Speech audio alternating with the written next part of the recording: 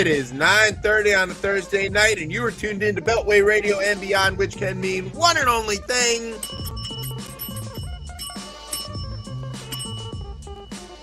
This is ChipChat. Welcome to ChipChat, everybody. I'm Chip. Who are you, Tez? You just told him, buddy. Oh man, we're back. It's been a whole week. Yeah, we're jamming now. Jamming. There we go. It has been a, all right, I'm just going to say a thing where I'm going to read you the thing. I wrote a thing. Okay. So this is a special edition of Chip Chat. Every week. Yep. Well, this week it's because we have a guest. Alec Berry's here. He's going to talk about his Pi Day shows, which is going to be cool. And of course it's a special edition because just like when this show started, which we might have some clips about later, I don't know. The U.S. is in a protracted war in the Middle East. Hooray! Started by people who could mostly not find the countries involved on this on a color-coded map. Similar. If you're confused and worried, don't ask us to help. That is not what we're here to do. Yeah. We are not here to help. We are here to make it worse. But if you want to try to ease your pain through laughter, we will also fail at that. Yeah. So that's kind of how I'm feeling about all of this. We do have other funny things, right? Like Trump's court failures continue to mount, and then there's Kristi Noem's Dog and Pony Show. And we wrote this show before today happened. Right. Lots of things have happened today. A lot of stuff. As a matter of fact, there are updates to stories in this show that have broken in the last several hours. I'm just peeking because I saw one earlier and I was like, oh. Yeah. Be added to the show as I'm looking. Yeah. Our good friend Lindsay had a good update. Halligan. That didn't even crack my. I didn't even get into it exactly, but I'm saying for things we've talked about on this. I'm going to need you to catch us up on that when we get a chance. I'll give that one there. Like Tony Gonzalez was going to be in the show, not in the show, should be in the show. Now that's all shifting. Not that Tony Gonzalez. Yeah, I feel like we always every have time to we talk about that. Yeah, because even when my mind went to immediately when we talked about it last week, and I was like, oh, wait, hold on. No. Oh, this stuff. What did he do? Tony Gonzalez. Congressman. What did he do? Not tight end Tony Gonzalez, although it turns out that this Congressman Tony Gonzalez quite into the tight ends. There you go. Yep. I don't know what to say. It's a lot. I have a nice, you know what that is exactly. A nice hop slam. I do not, but I do have my one pack that I managed to scrounge up. There you go. I've been very judicious on how I've consumed these, but right now, the test will be when I finish this somewhere in the halfway point of the show. Do I go from saying Iran to Iran?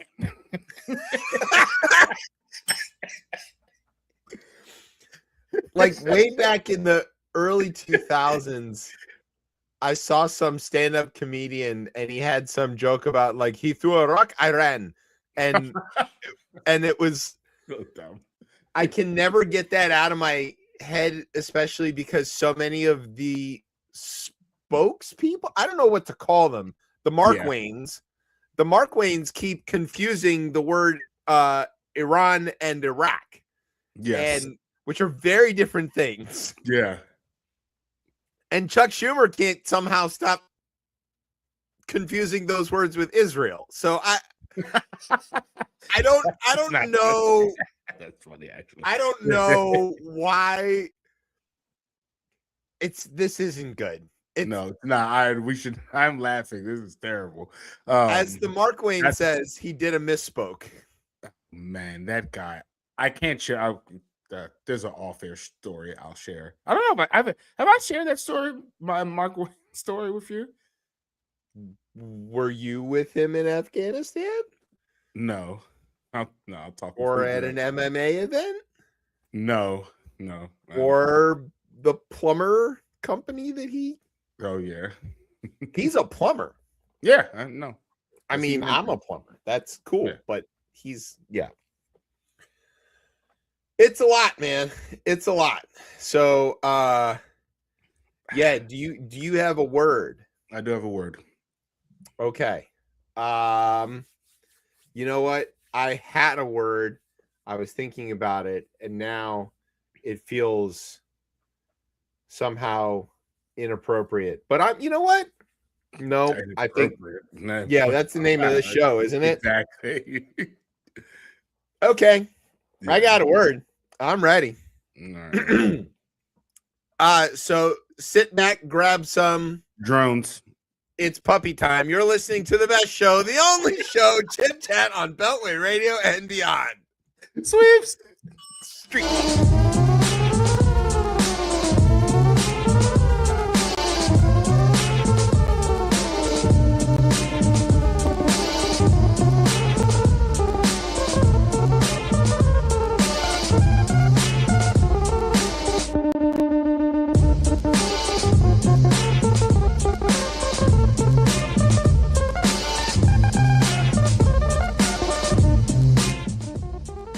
All right, welcome back to Chip Chat here on Beltway Radio and beyond. I'm your host, Chip. With me is Tez. What's popping up? All right, so we're going to do the headlines. Now, I want to be very clear about this. Most of this was written yesterday. Yeah. By our crack reporting team who writes these things. These are true stories that are real headlines that we found. I also want to point out that the very first one was written a couple of days ago. So that's just Tez gets the honors as per usual, but we just want to put that out there that this one existed ahead of time. I was like, do I get the honors to receive the ball and defer to the second half? But it doesn't matter. So I was thinking golf, but sure. Yes. Shall we begin? I carefully. Yes. Yes. Go ahead. Woof. DHS wench Kristi Noem testified on the Hill this week in front of the Dogs and Cats subcommittee. There were no survivors. The woof really helped there. What does Kristi Noem's puppy have in common with her career? They're both dead. Trump fired Kristi because she claimed that Trump approved of her stealing the $143 million that were spent on her ad campaign. Congress found out about the scheme because she hid it about as well as she hides her hair extensions. Yes. Trump's mad he didn't get his cut. Noem is being replaced at DHS by Oklahoma Senator and man with two first names, Markwayne Mullin. You may remember Markwayne from when he went missing in Afghanistan after the failed pullout.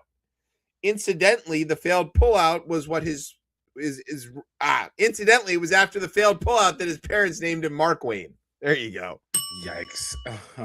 That was a rough one. Markwayne. DHS deadbeat boyfriend Corey Lewandowski has to make a hard decision to leave with Kristi Noem or begin having sex with Markwayne Mullin to keep his current job. That's insane. Read through this. Oh my God. Shit. Kristi Noem was in charge of DHS for about 14 months, or roughly the lifespan of one of her puppies. 14 puppies.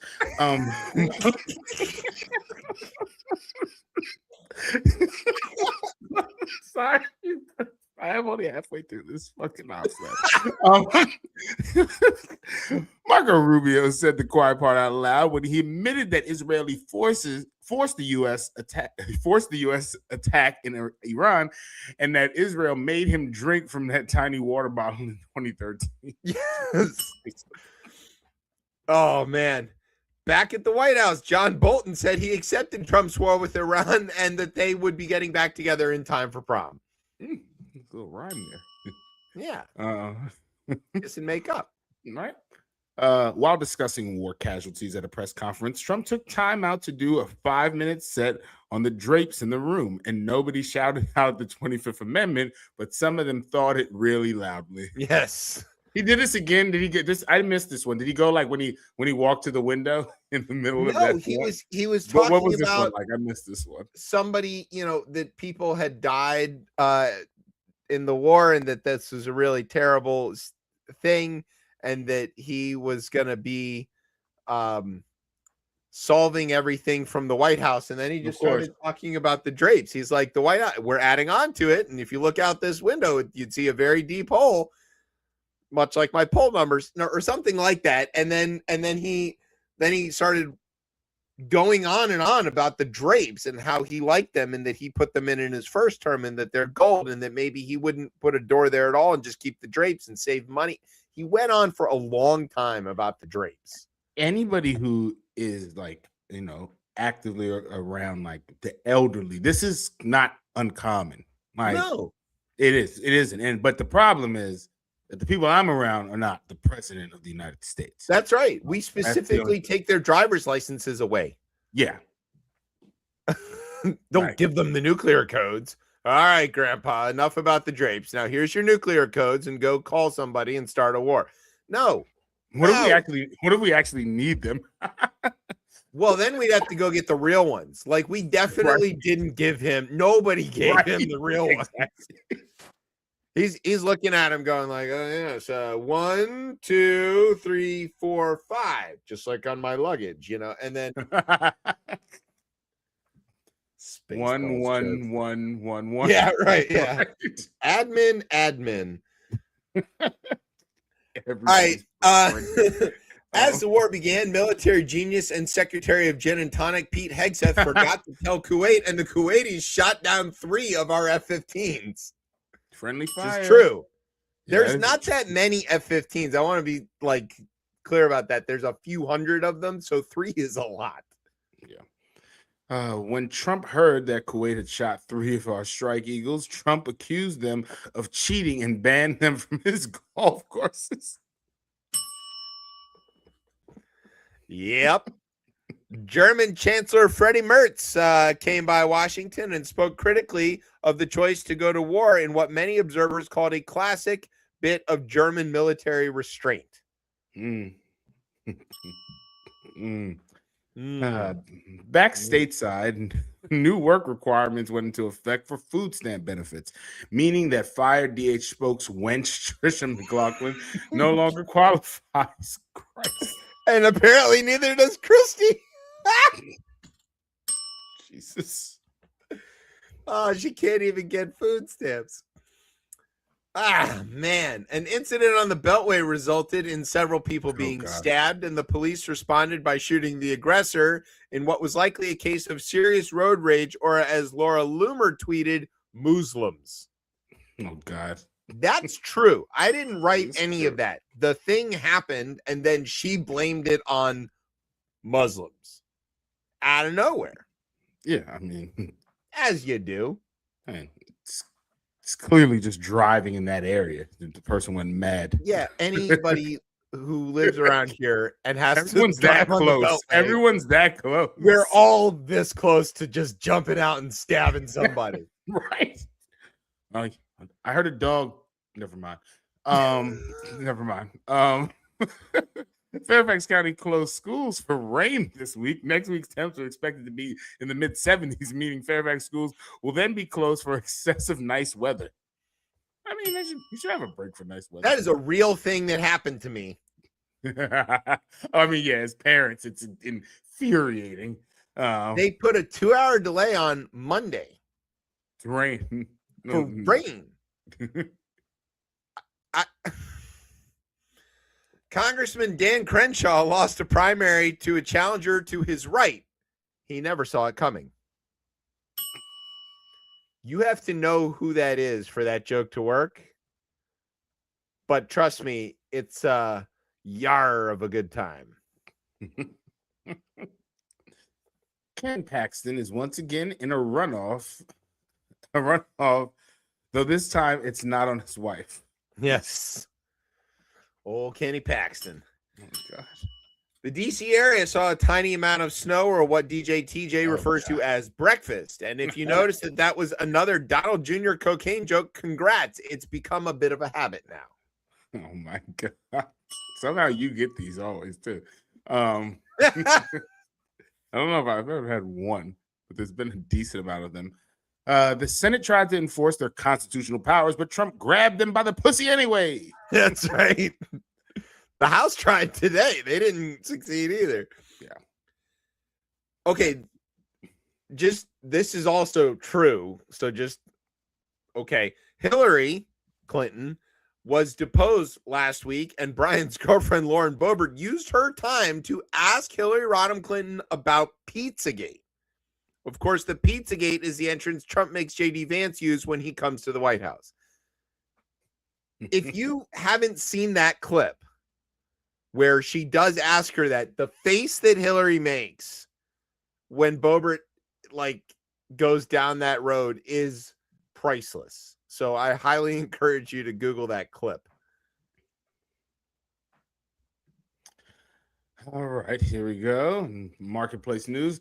The Dow fell below 50K this week, which would explain why Legal Barbie got a subpoena. Yeah. Oh, no. Yeah. A subpoena is what Pam Bondi calls a lousy date in bed. That was dumb. A subpoena. That's so friggin' dumb. Angry McBleach job could find herself in trouble if she comes back to Congress, where Democrats had a new sound-activated taser built into the witness chair. Yes. If you shout too loudly, it zaps you. Also, that's kind of like what happens to dogs. A little bit, yeah, when they bark too much. Yeah. Also, don't watch the video of Senator Sheehy forcing a Marine out of the hearing chamber.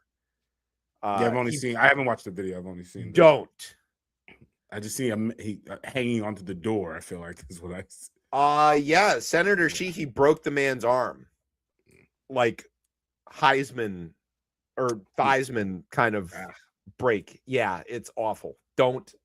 I regret having seen it. Don't. Nope. Good on that. Don't look at that. Good on that. Yeah.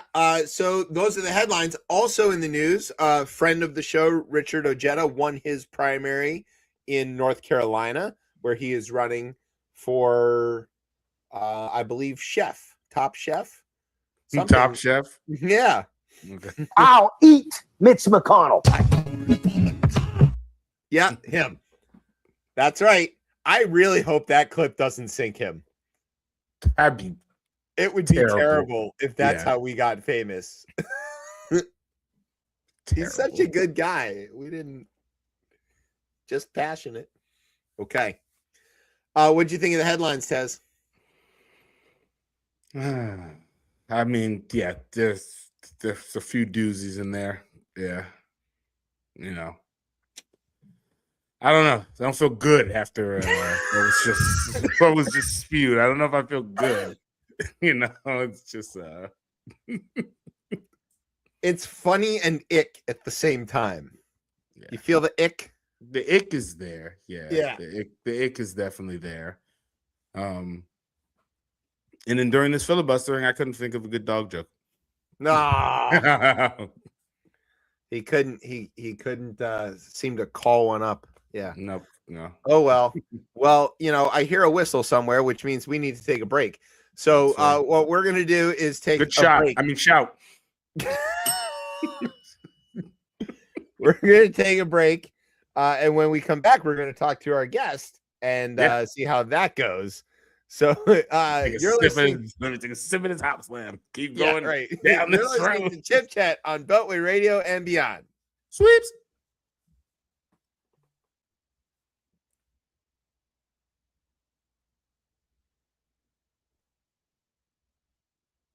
Like corn on the cob.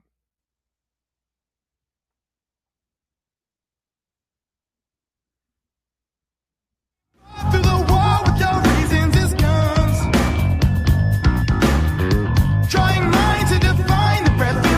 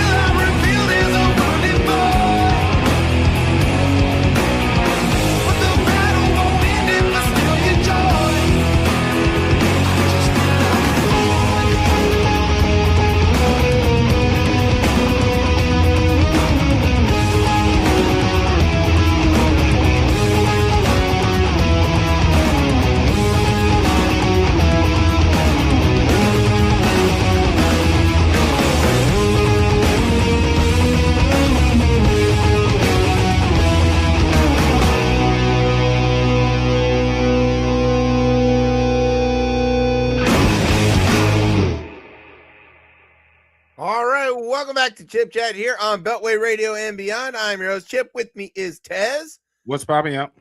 All right, we're going to explain what that just was. First, let's introduce our guest. Alec started out in the local music scene, mostly taking photos and wearing the shirt of the band that he wasn't about to go see, but quickly moved into putting on shows and festivals all over the DC area, and now brings his local music fandom to the masses in a new event on Pi Day, which is coming up. Alec, welcome back to Chip Chat. Thanks. Good to be here. All right, so what was that we were just listening to? I believe that was JJX. There you go. And the JJX band will be at a free show at the Pie Shop on Pi Day, March 14th. It's a matinee show. Get there at 1 o'clock. There's pie specials and free music upstairs with 3 bands. There you go. See? And so you heard it here first if you're not already in the know. And the Pi Day this year is on a Saturday. Yes. So there's no excuse. A matinee on a Tuesday is a little difficult to pull off. Yeah. Well, yeah. So I'm going to try. I don't know if I'm going to make it because I have a wedding I have to do. So we'll see how Your long. loss. Yeah. Well, I got booked. The gain for the people who I know. Let's fuck with you. How long is so the show starts at what time? The music starts at 1:30 and should be over by 4. Okay. Gosh, my wedding's at 3. Wow. Terrible planning. Let me see if I can convince these people not to get married. Switch, yeah, exactly. We can switch. Or ask them if they like pie. Yeah. Yeah, that might be an option. Good suggestion. They were shooting for Arlington, and I could just be like, guys, hop across the bridge, get some pie, Right. go to a rock show. Cool place to get married. Right. Yeah. Okay. So besides JJX, who is going to be at this show? The opener is Iosel. They are a fairly new band. They played one of my shows last year at Backyard Grill in Chantilly. And I think this is going to be their 4th show ever. Wow. Or maybe 5th. Small numbers confuse me. And the headliner is Careless Flight, who I've been trying to get on one of my shows for a while, so I'm really looking forward to this. The lead singer and guitar player, Doug, has done a solo opening act at some of my shows before, and their brand new bass player, Debbie, used to play with a band called The Kerosene and had been on a couple of my shows pre-COVID. Actually did one of my punk rock parking lot shows at Epicure Cafe in Fairfax when I was just getting that off the ground during COVID. Very cool. Very cool. It's kind of funny how in the music scene anyway, you get a lot of cross-pollination where people play, oh, I'm in this band, but I also do this on the side, or then I'm I was in this band and then I got asked to help out with this, and then that project turned into this. Do you find that makes it easier to book bands because everybody knows each other and stuff and they can kind of work together on that? Or does it just become a very difficult to keep track of 6 degrees of Kevin Bacon game? Well, I try to keep track of it because sometimes a band will break up and some of the members of the band go and form another band and the other members form another band. And I do kind of keep track of that because I don't want to 2 years later try to put together a show with both of those bands unless I've talked to them first and everyone goes, oh yeah, we're all cool. Right. So yeah, I do keep track of that.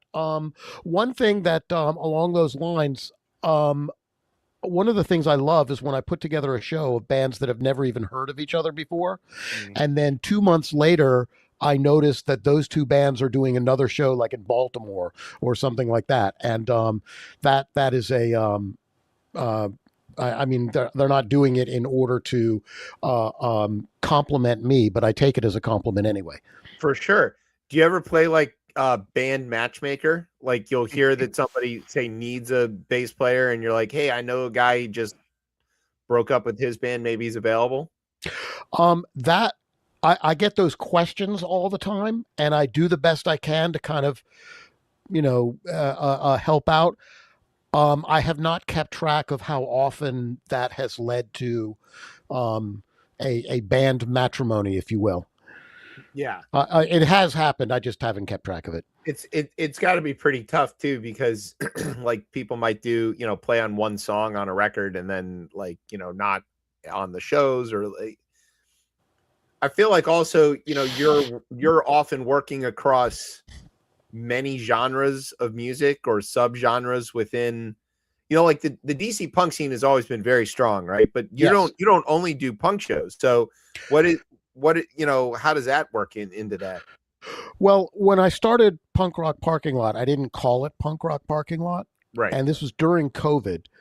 And, people couldn't do shows because unless they were outdoors. I started to get contacts from bands up and down the East Coast. Right. Because it was the only Because place it was, oh my God, music we can play. Right. With people saying, basically saying, we'd be perfect for your show. And, it was an acoustic folk trio. I'm like, well, I don't think that's exactly what we want, what we're looking for. So I started calling it Punk Rock Parking Lot. And hope my thought was that will cut down on the acoustic folk trios and the country music bands and so forth. It did not. Right. But I've stuck with that name because the term punk rock is a wide enough term that I can include everything from some harder edged folk rock bands to Afro punk and go-go. All kind of fits in there, kinda. If you're coming to a show called Punk Rock Parking Lot, you're not going to be disappointed. I feel like also, at least in my experience, growing up with that not to be too proud of ourselves, but the punk kids tend to be interested in listening to music of all types. They're not very exclusive. They're not like, oh no, I don't listen to. They're always like, yes, I will listen to. And I take advantage of that to a certain degree. Again, if you come to one of the shows that I put together called Punk Rock Parking Lot, you might not think every single band qualifies as punk, but you're going to listen to them and go, all right, yeah, okay, yeah, this is good. I mean, it might be metal, it might be grunge. There's so many different labels that you can assign to every genre, person, instrument, venue, so on and so on and so on. So punk sort of encompasses a kind of a wide net, and I take advantage of that.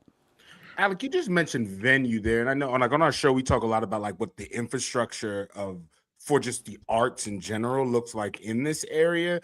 And like the Pie Shop, I mean, I was always very impressed with their outfit of like just actually producing a show.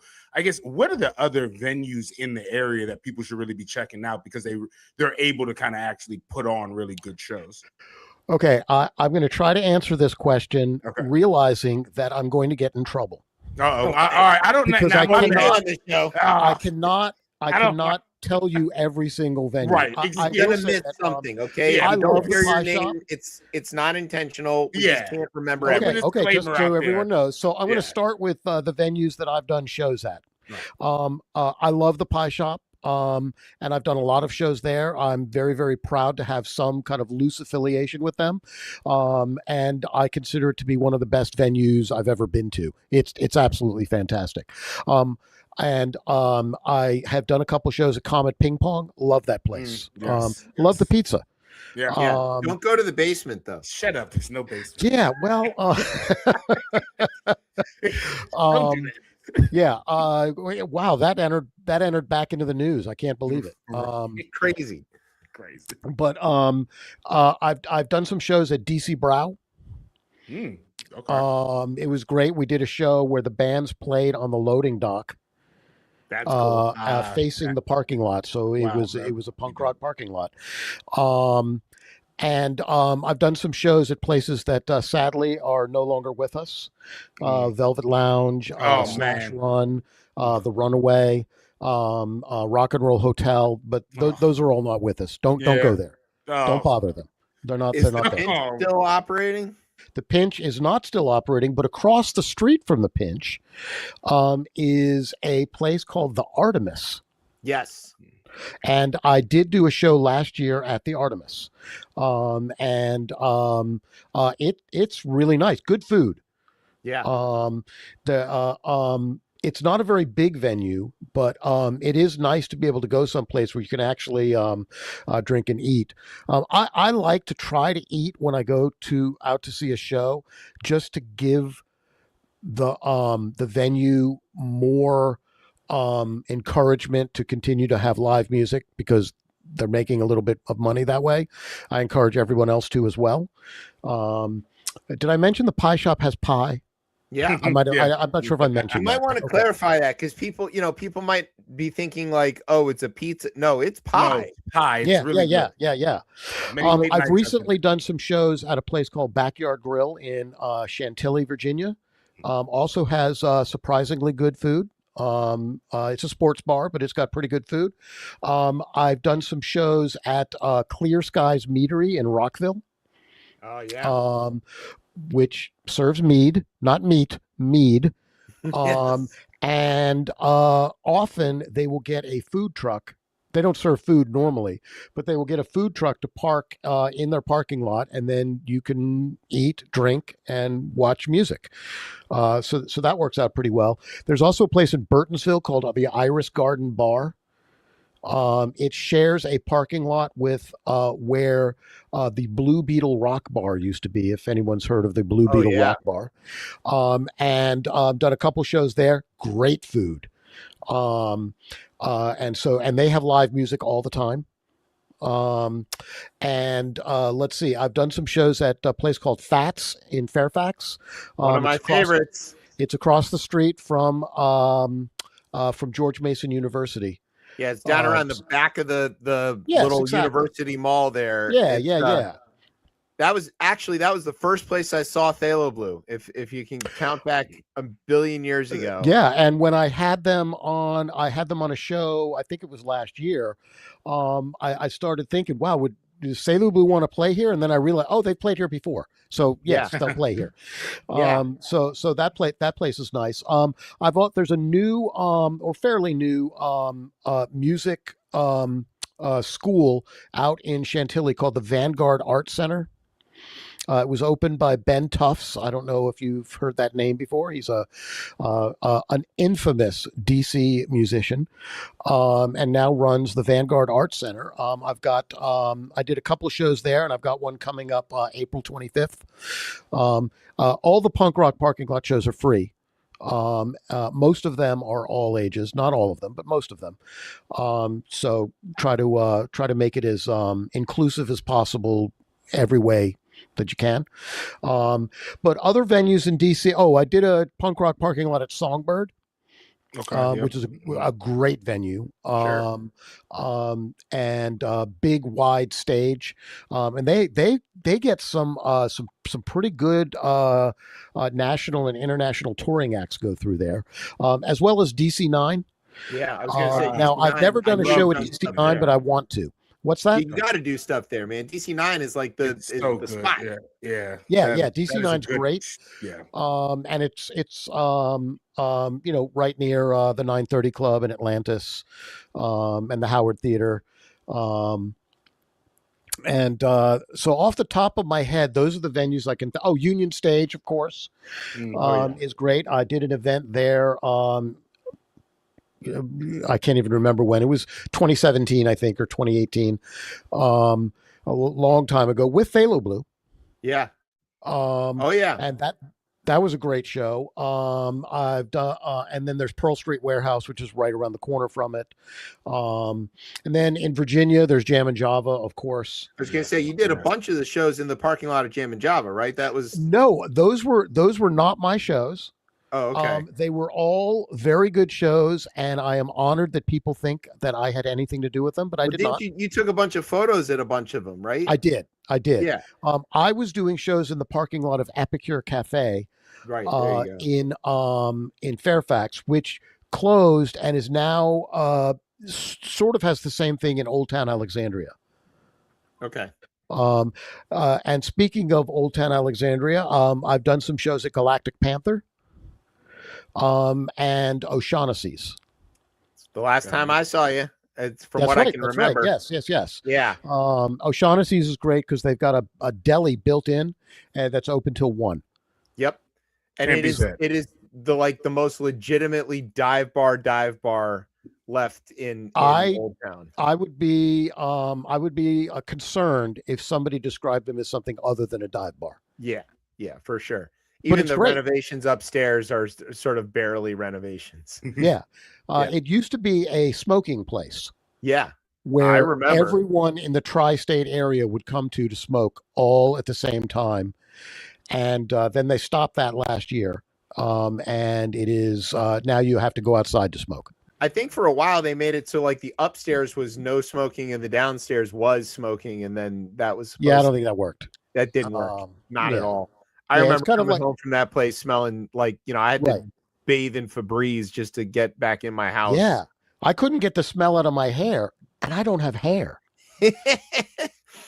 All right. So, Alec, we have to ask you some important questions too. Please. How are you going to use these rock shows to end the new war in Iran? Well, that's a really good question. Because at first I thought it was a war in Iraq. I get confused. Iran, Iraq, but it's not a war, I heard. Oh, that's right. It is not a war. It is a special military operation. Or a series of strategic targeted actions. I believe there's been a Right. bunch of names. Right. But that guy that thinks he's president keeps calling it a war. Yeah, I'm having difficulty following that, to be honest with you. But All right, so how's punk rock going to solve the military crisis in the Middle East? I haven't figured that one out yet. I got to be honest with you. I'm going to have my staff look into that and get back. There to we you. go. There you go. I saw that on TV. The answer to that is we have to resurrect Joe Strummer and then have the Clash rock the Casbah until they cool the fuck out for a little while. Right. Yeah, that's my point. Right. All right. So, yeah, I do have another question. This is a little inside baseball, but let's okay.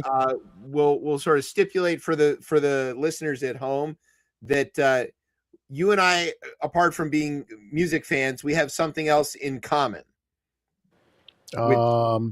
Fear of hats. No, I have no fear of hats. It's not my problem. But it does involve hats, little tiny ones that we put on our head sometimes. Oh, the beanies. Yes, tribal affiliation, I think, is what indeed. I was Yes, going for. Yes, So, I usually print my name with 3 sets of parentheses around it, just in case, right? Just in case, just make sure everybody's on the same page. Yeah. Yes, that's them hugging us. They love to hug us. Right. Yeah. Right. So, as a member of the tribe, how do you feel about and he's still technically called Secretary of Defense, although he calls himself the SOW. How do you feel about the SOW trying to use this war and our people to kickstart the end times? Well, first off, it's Secretary of Defense because only Congress can change the name, and Congress has not changed the name. He can call himself his new pronoun. He can call himself the Grand Wizard if he. Oh, okay. Slip of the tongue there. He can call himself anything he wants to, and it doesn't mean that's what it is. But does he have to use the Secretary of Defense bathroom still, or can he use whatever bathroom he wants? Well, that's under discussion, isn't it now? He appears to be and I don't want to. I'm going to say allegedly, so I don't get myself or you in trouble. Sure. Allegedly a white Christian nationalist. He's got the tats to go along with that. Yeah. And reports are that the higher ups in the military are actually using the Book of Revelations as justification for this war. but I don't I don't buy it. And I don't. Have you had your turn yet with the secret space laser? Yeah, so I have to keep refiling my application for my time on the space laser, and I want my haven't time. got it yet. Yeah. Well, I think it's busy now, right? It's shooting down like ballistic missiles and stuff, but I thought it was drones in Texas. yeah, Right. No, Right. that's But that's not secret. that's not secret. Okay. Yeah. See, there's a whole there's a that- subtle that- there's a fine line conversation just- between stupid and clever. They say. that conversation ballooned out of control. Oh God. Oh. Yikes. So- Yikes. But yeah, so like reports are that Keg Seth has been sending videos of his favorite preacher and stuff to the brass and telling them that they have to play this for their staffs and stuff, and some of them have been quite gung-ho about it and really excited. Pistol Pete is an adherent of a particular preacher who likes to. He had him at the Pentagon just a couple weeks he was ago. just there. Yeah, who says all kinds of incredible stuff about our people. And I'm asking this because, I've talked about it before, but like it feels weird to me to hear evangelicals explain what I'm supposed to be. That doesn't feel right. And also that their whole concept of like supporting Israel is based on this idea that they just need us all to show back up somehow, so they can force us to convert or die and thus make Jesus come back. I don't really know how. Yeah, Don't think too hard about it. I do find it amusing when somebody tells me what the definition of me is. Yeah, that's weird. But right? I read this on Wikipedia or I saw this on a YouTube, and I know that you are that. No. So Can I read a lovely headline that just came in 41 minutes ago? sure. Oh my God. You guys are ahead of these here. Bigotry in GOP chat. After No. Miami-Dade Republican created a chat for college students, it devolved into slurs against Black and Jewish people. I'm shocked. It's surprising. Shocked. Wait a minute here. Are you sure you're not just rereading those other stories about the young Republicans and their text messages? So it's a new one. We have It's a new one. Because weren't those Republicans in New York? Those ones are in Long Island. Well, Where were first they of all, JD Vance said they were just young boys being young boys Yes, in their 30s. Yeah. Okay. Catholic response there. Did you ever see the Chris Rock in one of his comedy shows about 10 years ago? He was making some observations about what happened at 9/11, Yeah. and it ended with a poignant commentary on blacks and Jews. And I'm not going to repeat it, Right. because he used some foul language that I will not use. But Get out of town. Chris Rock, Chris 9/11. Chris Rock, 9/11. It's on YouTube. It's phenomenal. I showed hear it to it my slaps. mom. What? Oh, I hear it slap. oh my God. I'm not proud of that. Yeah. We gotta bring back the Grand Yes, you are. Alliance. You are very proud of that. Yeah. So what is in this chat? And why us? What is the thing about our two groups that they're really into? That is Yeah. that an ick? That's an ick too, right? I It don't is like some type of ick, yeah. I don't like how much attention they pay to me. Well, we're other. Yeah, but why? There's No, lots of others. no. Not yeah, but that's it. We're I other. know, but there's lots of others. What is the thing? What specifically about They us? don't like the others either.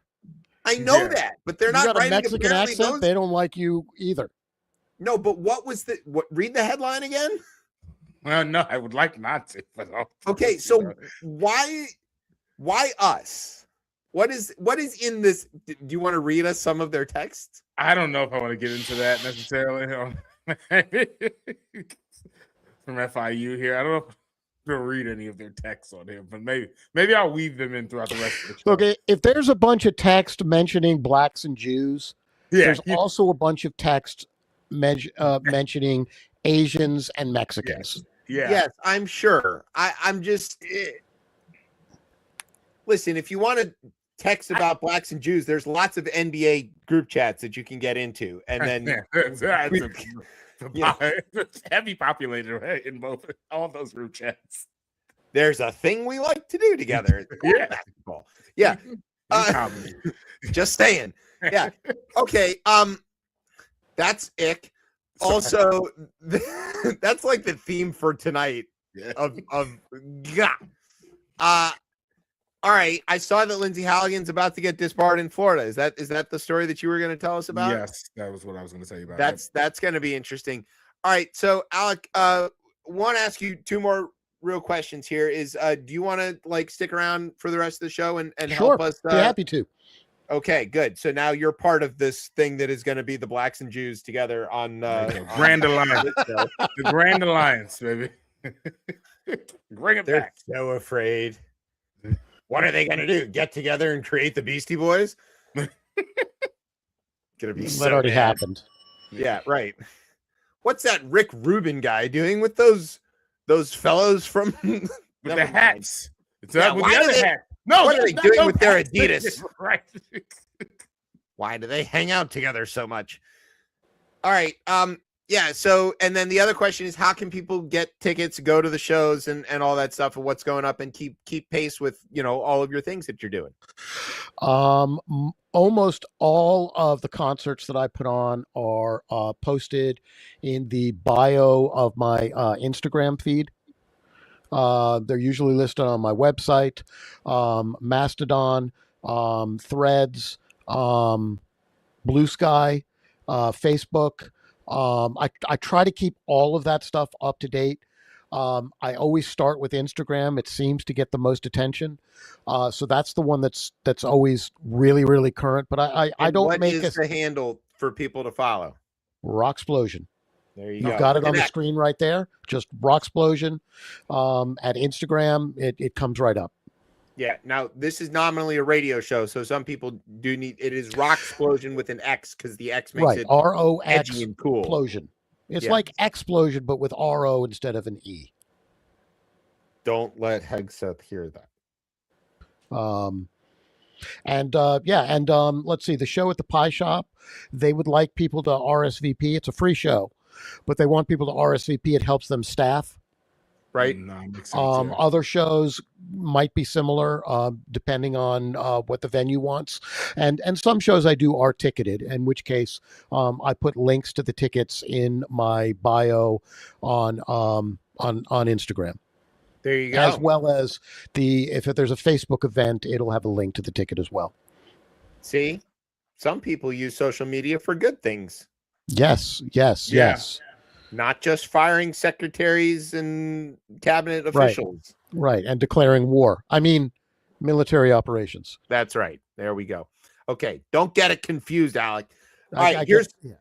Here's what we're going to do. We're going to take a break. When we come back from the break, we're going to talk about the not war and a bunch of other things that we need to explain because, there's a lot of things that we Or need to you could explain. guess how many times the N-word was used in this. No.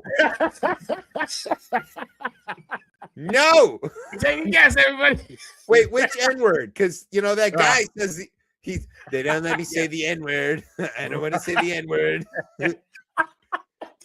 But I love the N-word. That was crazy. I forgot that happened. That's Yeah, insane. it's a fire hose of bad. Oh All right, my we're going to God. take a break. We'll be right back. You're listening to ChipChat on Beltway Radio and beyond. Swips N-word. and nigga who? Pump my heart to the beat of a bass drum.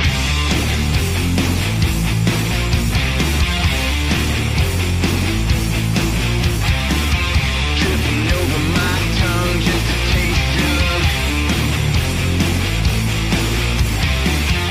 On a different wave, in a different zone. Secret sex machine from the great unknown.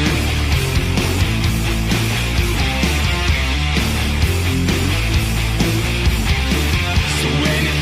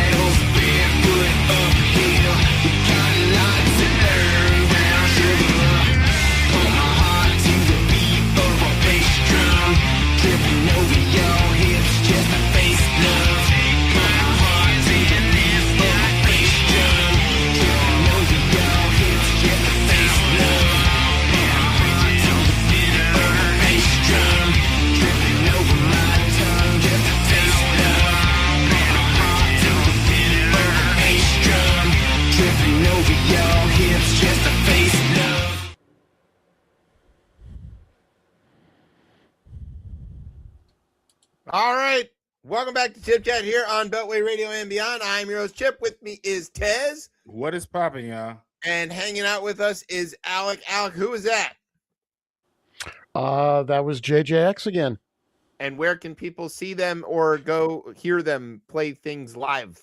Well, if you were to show up at around 1 o'clock in the afternoon on Saturday, March 14th at the Pie Shop on H Street in DC, you can come in for free after getting some pie specials and check them out in 2 other bands. There you go. So you can go to a Pie Day show on Pie Day at the Pie Shop. I hear it goes on forever. And, that sounds... That's circular reasoning. Oh, There you go. There he is. There's this Alex is Wayne radius, there. sir, not television. Oh, this. You took away my radius joke. Yep. That's not good. Okay. What happened there? Is that my phone? No, it's not me. Is it Brian? Somebody's calling the show. Yo, what's up, y'all? This is Patrick Washington, aka the Black Picasso of the Almighty Poem MC, saying congratulations to Brian, Tez, and Chip for 11 years of Chip Chat, man. And thanks for having me on so often. At this point, I feel like I'm like the 4th member, A-E-I-O-U, and sometimes Y. But for real, man, y'all have always been the smartest and the funniest dudes in the room. Don't stop. Keep pushing that needle, and we'll be listening. Well, What that is was this? cool. Is this a new type of segment? People just call in and try. That's new. Well, okay. Look at that. We've been on for 11 years. Some people Yeah. felt that they wanted to say something about it. So that was pretty Yeah. cool. No, I didn't know we had a working phone line anymore. Didn't know. There is going to be opening because I'll probably be off next week. Sorry. We'll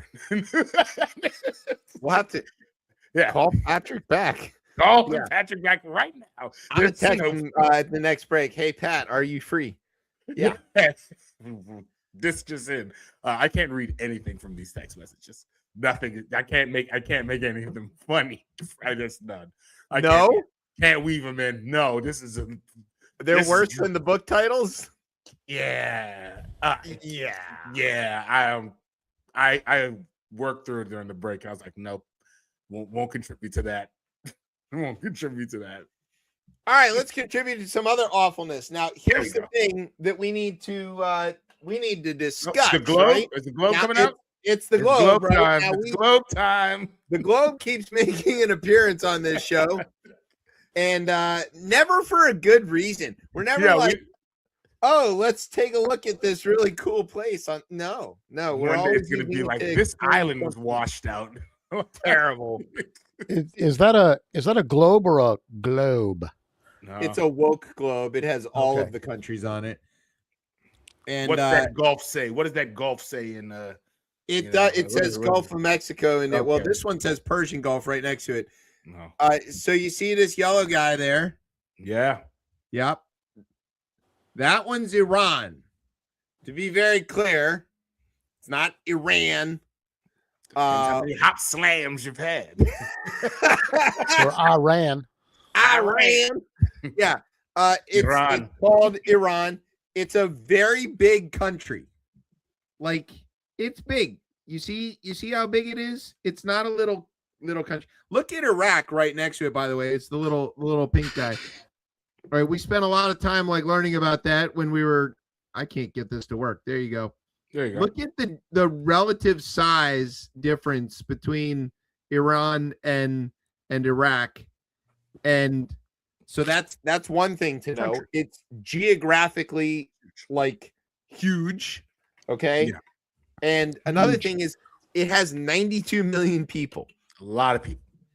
A fact that Tucker Carlson embarrassingly proved that Ted Cruz did not know. Just fun. Yeah. Okay. Also, other things to know about Iran. It's a theocracy, I think is the best way to describe their sort of system of government. It had a long-standing dictator arrangement, sort of monarch deal. He was a guy called a Shah. That title and arrangement really goes back several thousand years. They are the direct descendants of the Persian Empire, if you know from the 300 movies and all of this stuff. They are a people who have been a part of civilization since the beginning of civilization. Yeah. They have a wide ethnic makeup. You know, they're not just one group, right? There's a lot of different people. They border a lot of important countries that we have been dealing with over the years, including Iraq, but also like the Caucasus region, you know, up into that area. They have they used to be like the only place that grew pistachios for a long time, for example. So if you're a pistachio fan, that comes from Iran. They also border Pakistan. Big country. In 1979, they had a revolution. The Shah was overthrown. The Shah was supported by the United States and the CIA. He had been restored to power by the CIA in a bit of a, let's call it a coup. It was a coup. And so then the people revolted. They had a revolution. They installed a clerical, not like clerks, but like, you know, religious leaders as their system of government, and it's run by a group called ayatollahs. An ayatollah is like a high rank in the clergy within Shiite Islam. So you can think of it like bishops or something like that in a Christian context that you might understand. And so that's the thing right now. Since that time, they captured a bunch of Americans in the embassy in that revolution, and they have basically set up their whole system of government since then to blame any and all problems that they have internally on the Americans and the Israelis. And they have done a poor job of getting out from under that, and the Americans have done a poor job of convincing them to not get the fuck off. That's the deal, more or less. Back in 2015, which we talked about on this show, that guy who wore a tan suit, I think one time, was the least American thing any president had ever done. President Obama cut a deal with the Iranians on their nuclear program. The Iranians want to have nuclear weapons. The reason they want to have a nuclear weapon is because they keep getting attacked by, I don't know, the Americans and the Israelis and, you know, lots of other people. So they want to have like a deterrent. They also want to menace people and attack the Saudis, who they hate with a passion. Yeah. The Saudis also hate them Yes. with a passion. It's sort of like you can think of it like the Jets and the Patriots, right? Like the Jets hate the Patriots, but they can't do shit about it. And the Patriots are the Saudis in this example. They hate the Jets too, but they pay them very little attention. So that is the dynamic there. And then so the Iranians are always trying to get attention by causing problems. They do things like shut down the waterways or blow up oil refineries. A lot of proxies as well. Right. And because they don't have nuclear weapons, their way of deterring everybody from going after them has been to build this network of proxies, which includes Hezbollah, Hamas, the Houthis in Yemen, and various organizations throughout the world, who they can activate on a dime or whatever they call. I don't know what their currency is called, but they can activate these proxy groups to do things like blow up schools and do terrorism in anywhere they want, including in Israel, which they have done for years. The Israelis shot and killed most, or blew up most of their guys in Lebanon, the Hezbollah guys. They hit them with pagers. You remember that story? Yep. Pagers and walkie-fucking-talkies. The wildest long play psychopath shit you could possibly imagine. The IDF created a fake supply chain of pagers that worked. Okay, they worked while carrying a bunch of explosives in them for years. Waited until they had an opportunity, clicked the button, blew up all these people that had the pagers. Then when those guys got together for the funerals for the guys who died for the pagers, and they didn't want to have cell phones, they used walkie-talkies. Guess what happened with the walkie-talkies? Boom! The Israelis blew that shit up too. That's like a deep play. Okay? Yeah. Wild shit. So these guys have been at it for a while, let's just say, right? And what we talked about last week was that Trump had moved a lot of U.S. hardware, a couple aircraft carriers, and a bunch of equipment into that region to threaten Iran, to try to get them to come to some sort of a deal. Why did he need to get to a deal on the nuclear program, Tez? Oh, to what? Hide the Epstein files. Yes, of course. Also because he tore up the original one. Well, yes. Because So Hussein did it. No. Yes, because Barack Hussein Obama did it. So because Obama made the deal, Trump tore it up and then he tried to basically recreate the same deal.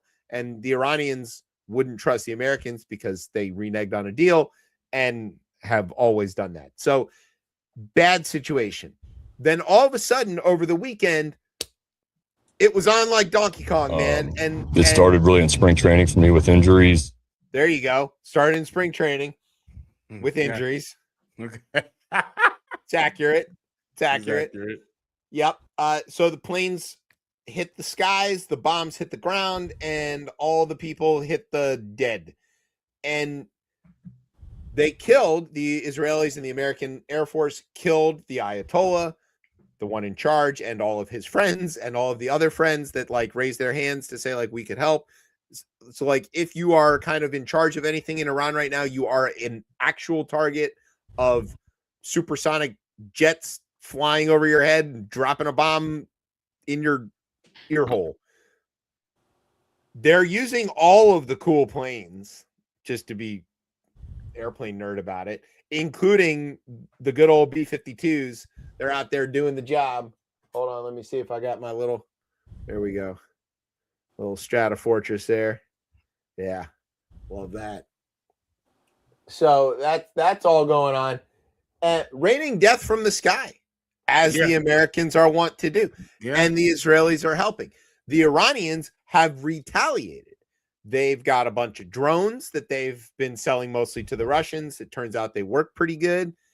They've also got ballistic missiles, which is one of the things that the Trump people said is the reason that they started the war. Those ballistic missiles are getting through. They are hitting places where there are American bases, which is every country around Iran. And they've killed people. And and there's some interceptors going on there, if you can see in the video. One of the things about modern warfare now is that it is fought at a tremendous distance with very few people involved. It's robot on robot, really, and it's drone on drone warfare. The Iranians have these drones called Shahed drones. They've been selling them to the Russians, like I mentioned. The Ukrainians have offered to sell the Americans their interceptor drones because they know that they work really well against these Shahed drones in exchange for more Patriot missile munitions. It's a crazy thing. It could take me another hour and a half to give you like any more details about it, but that's kind of where we're at. Here are some things that we know are going on. CENTCOM said late Tuesday night that Iran's air defenses and hundreds of ballistic missile targets, missile launchers had been targeted. The Americans have struck, the Americans and the Israelis have struck more than 2,000 targets in Iran. That was as of Tuesday. I'm sure it's 3,000 by now. Weirdly, the Iranians have like some third generation Russian fighter bombers and actual airplanes that they're using to try to attack stuff. And those got shot down like easily. I don't know why they would risk that. That just seems like, why send an airplane to do what you could do with a drone and not risk a pilot? Yeah, exactly. I guess they're just using anything they got. It's wicked bad. And the other thing to know is there doesn't seem to be any kind of plan here at all. There's 50,000 American troops, 200 fighter jets, and 2 aircraft carriers in the region. I'm sure there's going to be more soon. 200 fighters, by the way, it's mostly a bunch of F-35s, the F-15E Strike Eagles. Off the carriers, of course, they're flying the 35s and also the F-A-18 Super Hornets. It's a lot of juice, okay? They can hit a lot of stuff. These things are fast, they're agile, they're very powerful. The Israelis are flying F-22s, they're flying F-16s, and they're flying F-15s as well. So they got a lot of stuff, and they got F-35. Did you say the Israelis have a lot of juice? Ah, I didn't. I wasn't. Okay. thank you. I can't. Okay. That's why you're here, Alec. So, yeah. Let's start with why. I mean, I've got how on the script, but let's go to why. Okay, what is the why is this happening, Tez? I mean, from Donald Trump says that if they didn't attack first, then they would have been attacked. That's from what I. That's heard. one of the things he said. What else has he said, Alec? He said that Israel was already going to attack them, so That's we right. might as well. Yeah, so he said that, Rubio said that the Israelis were about to attack. One of the things that you got to understand about Iran is that in their mind, there is no daylight between America and Israel. So if Right. the Israelis do something, they say the Americans and the Israelis or the Americans did this thing. So if the Israelis had bombed them, they would have shot at our bases regardless. Okay, so Rubio's right that if the Israelis are going to go, our stuff is immediately at risk. All of our people over there are immediately at risk. And so to some extent, though they don't want to admit it, or they did admit it and then they wanted to take it back, that the Israelis kind of forced the hand of the Americans, because if they were going to go, the Iranians were going to retaliate at the Americans, and we had to get up in the air and be ready for that. So that is one of the few true things here. It is very difficult to really understand what's real and what's not, because you've got three main belligerents in this contest, and none of them are honest brokers. You can't trust anything. The Iranians say they're going to lie through their teeth constantly. The Israelis are about as trustworthy as a screen door on a submarine. And the Americans are run by Trump and Hegseth, and these guys can't stop lying. So getting real information out of any of these places is difficult at best. I think your best bet is to be looking at legitimate media sources, but also, expand that a little bit. Start looking at Al Jazeera. Start looking at the stuff that's coming out of Oman. They've been kind of reporting a lot of this stuff. It's bad all the way around. Yeah. All the way around. So, yeah, that's some of the why. What are the other whys that they've thrown out there? What else do we have in here? There was Trump said that he maybe forced the Israelis' hand. Yeah, his hands. Yeah, he flipped it because he got questioned in the when the question came up. He was like, obviously, no. Well, maybe I forced their hand. Maybe I forced their hand. Trump wants to handpick the next Iranian leader. That's true. He's also as well as the next Venezuelan leader and the next Cuban leader. But we're focusing on Iran right now. So kinda. He also sent troops to Ecuador while all this was going on. Nobody's paying attention to that. Yeah, well, they did sneak that headline in. Yeah. But they were invited. Sure. Right. Yeah. That was Trump wants to handpick the leaders. Although if you've seen Trump's hand recently, you probably don't want that anywhere near your government. No. So, he's also said that he was doing it to destroy their nuclear program that he claimed to have obliterated 6 months ago in the last attacks on Iran. He claimed liberate the people, right? That was one. He said he was protecting the protesters and liberating and giving them cover to go after their government, because people were out in the streets of Tehran, and the Iranian regime was massacring them by the thousands. Yeah. So, Trump played the whole, I care about human decency or whatever bullshit. Okay, he also claimed that it was to stop their ballistic missiles. He said they were going to attack first.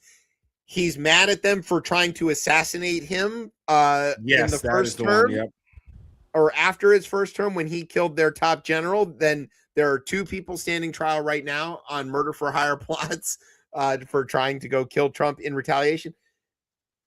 Like I said, the Iranians are not some little tiny country with no capability.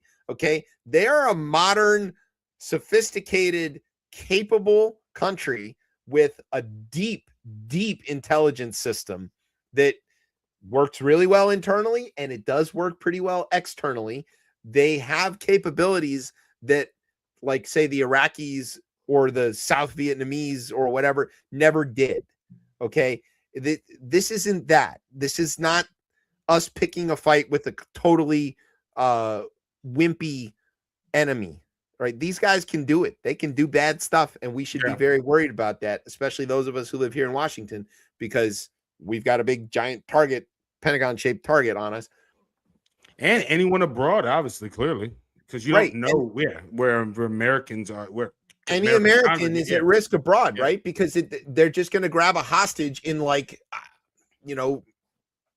Vienna or something, and be like, that's it, stop the war, I kill this American. And that can happen. Okay. The other thing to or just understand, kill the American. I mean, to be they'll honest, just kill them. Yeah, that might happen too. They've also got the ability to, like, attack without direction. Yes, they've got sleeper cells. Yes, they've got all this other stuff, but they also are symbolic of a resistance, of an anti-American resistance around the world. There are people who will see this thing happening and retaliate of their own accord without the Iranians even telling them to do so. It's bad all the way around in terms of risk, right? So the whys are huge. The State Department told all the Americans in that region to get the hell out and get home, but they provided absolutely no I was going to say how. Yeah. There's no how. There isn't. There's a claim that they are sending military jets and charter flights and all this other kind of stuff, but it's very difficult to coordinate a lot of that. I have been in touch with a few friends who have family in the Gulf, and they are all just sort of sitting very still and trying to distract themselves some other way, binging Netflix or whatever. Like, they just can't. The bombs are falling. The explosions are happening around them all the time. They can't leave. The airspaces are closed. People don't know maybe that Doha is one of the largest airports, if not the largest airport in the world in terms of total passenger traffic through there. That is shut down. That's not just a problem for people in that region. That's a problem worldwide for the whole international air travel system. So there's no way out. There's no way in. If you need to get there to help anybody, there's no safe place anywhere. And this all does seem to be a little like, huh? Like, why now? What is the immediate thing that made this have to happen now? Could be a lot of things. It could be, a critical mass of equipment got built up, and once you're there, you can't not use it because you look kind of feckless and weak if you do that. It could be that the intelligence said that something was about to happen and that the military needed to respond to get out ahead of it. It could be that the Epstein files are about to come out and somebody's going to leak them. Could also be, I would bet dollars to donuts that the Iranians have some of that information. And Compromat. Yeah, I mean, call it what you want. They might have it.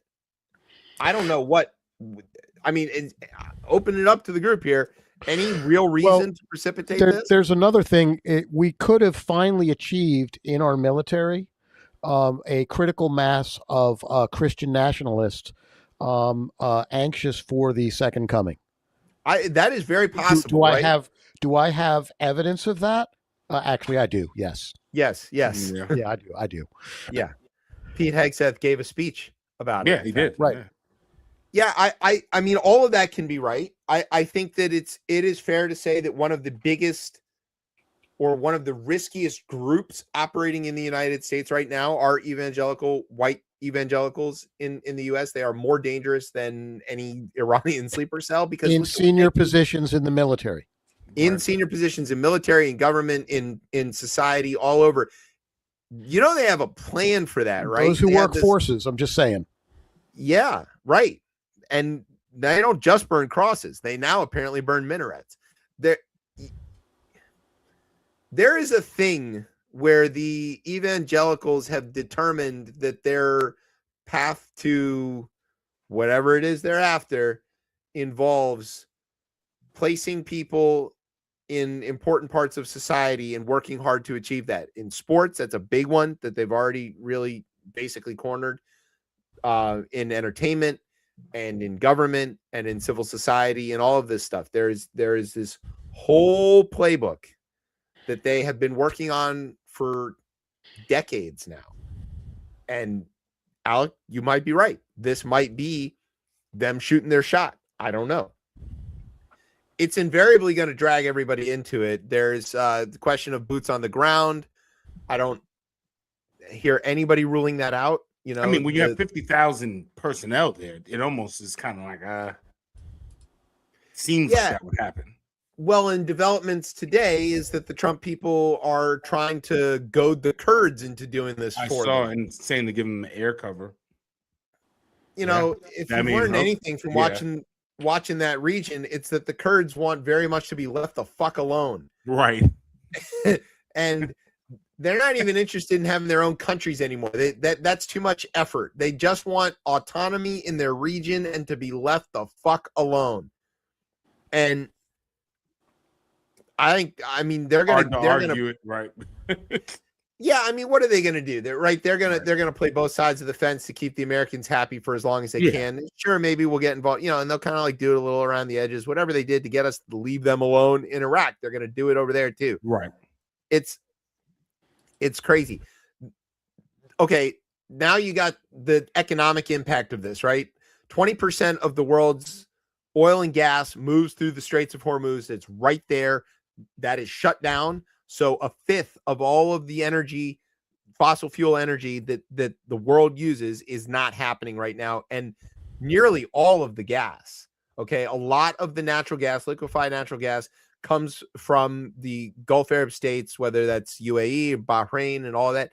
That is shut down, which has a lot of knock-on effects. Most of that stuff mostly travels east towards India and China and Southeast Asia. Those are big industrial parts of the world. They're very dependent on a lot of this energy. If they don't have it, or if the prices shoot way up, what's that going to do? It can destabilize all of those places. The United States is a big producer of natural gas, a big producer, not so much of liquefied natural gas, but we do have that capacity. That's going to drive a big rush back into the fracking. So stay tuned for more Flaming Faucets. Great name for a band, by the way, Alec. That is a good name. I'm on it. Okay. And yeah, they need a harp player. Call me. And then that's going to put pressure on American industry. That's going to change the way that we're doing things. It's going to change the cost of energy. We've already seen gas prices go up. It's just every possible thing. And it really reminds me very much of the Iraq war, right? It has a lot of that same feel to it. There's no clear reason why, or there's no believable reason why. They're telling us a story. They're saying, just trust us. We know that we needed to do this. There's no definable goal of where this ends or what victory looks like. There doesn't seem to be a lot of world support for what the American military is currently doing. There doesn't seem to be a clear enemy either. It could kind of go a lot of ways from here. The only big difference is there is no congressional authorization for use of force at all. Nor will there be. Congress declares war? Article 1. Huh? Somebody needs to do something. They tried. What? Yeah. Rand Paul and Timmy Kaine, they tried their best. They're like, hey, how about a war powers resolution? They wanted to even grant power. They wanted to authorize the use of force, right? And they couldn't get that on paper because the Republicans wouldn't support it. And feckless Fetterman. But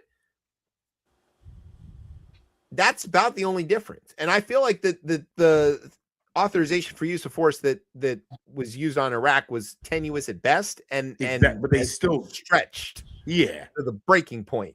And it was based on a lie. So everybody that did vote for it has regretted it, and they're like, we were lied to. Am I the only one that feels like that? It does feel very similar. No, I would agree. Yeah, I think even with like the Iraq war, it was more like you kind of wrap that into 9/11 and then going into Afghanistan. So even like you had that. This again, there's really there's no plausible reason for like to doing this right now. Like especially after last year in June, like initially attack like it to most rational people, I think most rational Americans, they're like, well, why are we doing this? And as we know, that base is not really behind this at all. So I mean, Yeah. Oh, the So right wing podcasters are going nuts. yeah, so yeah, let's talk about that. How is MAGA handling what's going on? I'm going to read you this bit here from the paper, just to sort of set the scene. And I'm hoping that both of you have interrogated this world enough to provide a little bit of context. But as Trump directs military strikes in Iran, he's also fighting online attacks at home from some of the loudest voices in the MAGA political movement. Quote, "This is Israel's war. This is not the US's war," said Tucker Carlson. "No one should have to die for a foreign country," said Megyn Kelly. Daily Wire podcaster Matt Walsh, that genius, added in that he can't take the gaslighting. He really can't. I don't know. That's an incredible statement coming from him. MAGA critics of Trump's new military conflict say that they're struggling to reconcile it with his, quote, America First principles and a long record of criticizing costly and protracted American military interventions. The president has said operations against Iran could go on 4 to 5 weeks or longer. He even said that we had enough munitions to go on forever after being so critical of what he called forever wars. I think to them it feels legitimately like a betrayal of a fundamental tenet of Trumpism, said Matt Dallek, professor at George Washington. And so then, somebody asked Trump, like, what is this? And Trump said, I am MAGA. Trump is MAGA. yeah, right. And that there is no real ethos here. It's just whatever he wants. Trump claimed that he alone spoke for MAGA after whoever this guy, Bade, asked him about the rebellion in the ranks of his supporters. According to a post that she published late Monday, quote, "MAGA wants to see our country thrive and be safe, and MAGA loves what I'm doing, every aspect of it," he said. That's what Trump said. And he said President Trump is MAGA and MAGA is President Trump. That's what he says. All right, so what's going on in the MAGAverse in response to this? Well, I think there's a realization that Trump provides or the Trump administration provide a on the surface palatable reasoning for something that they're going to do, something that in their minds at least is going to be acceptable, and then they just go way further than that. We want money for DHS to hire a whole bunch of people to get the worst criminals, illegal immigrants that are criminals out of the country. Then once they've got that, they do whatever they want to.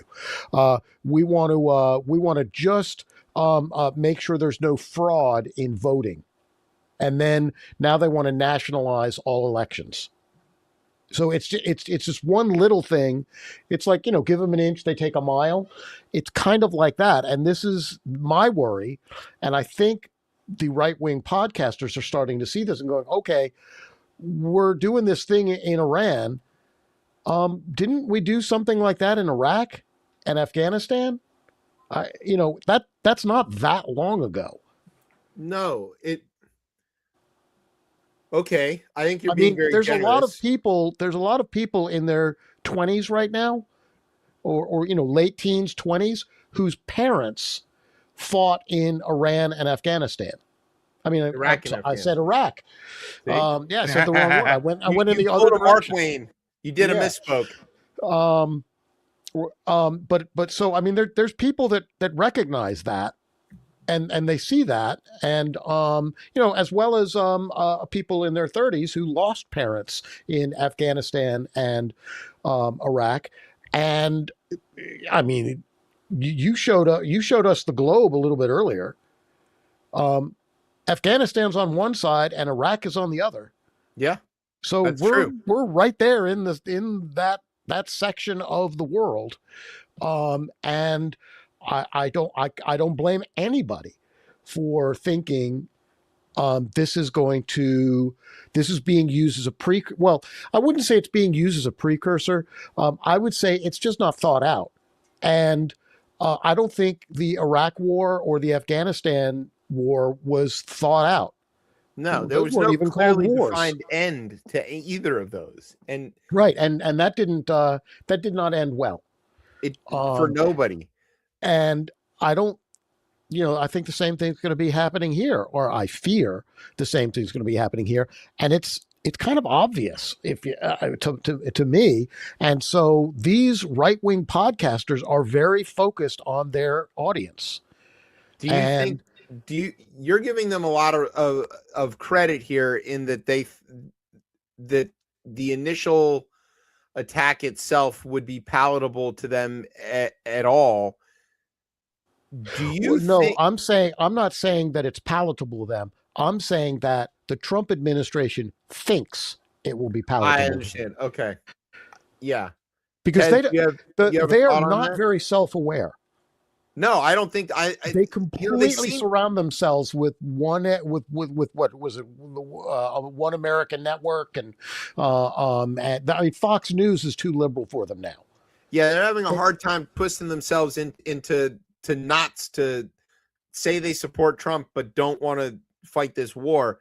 What have you detected out there, Tez?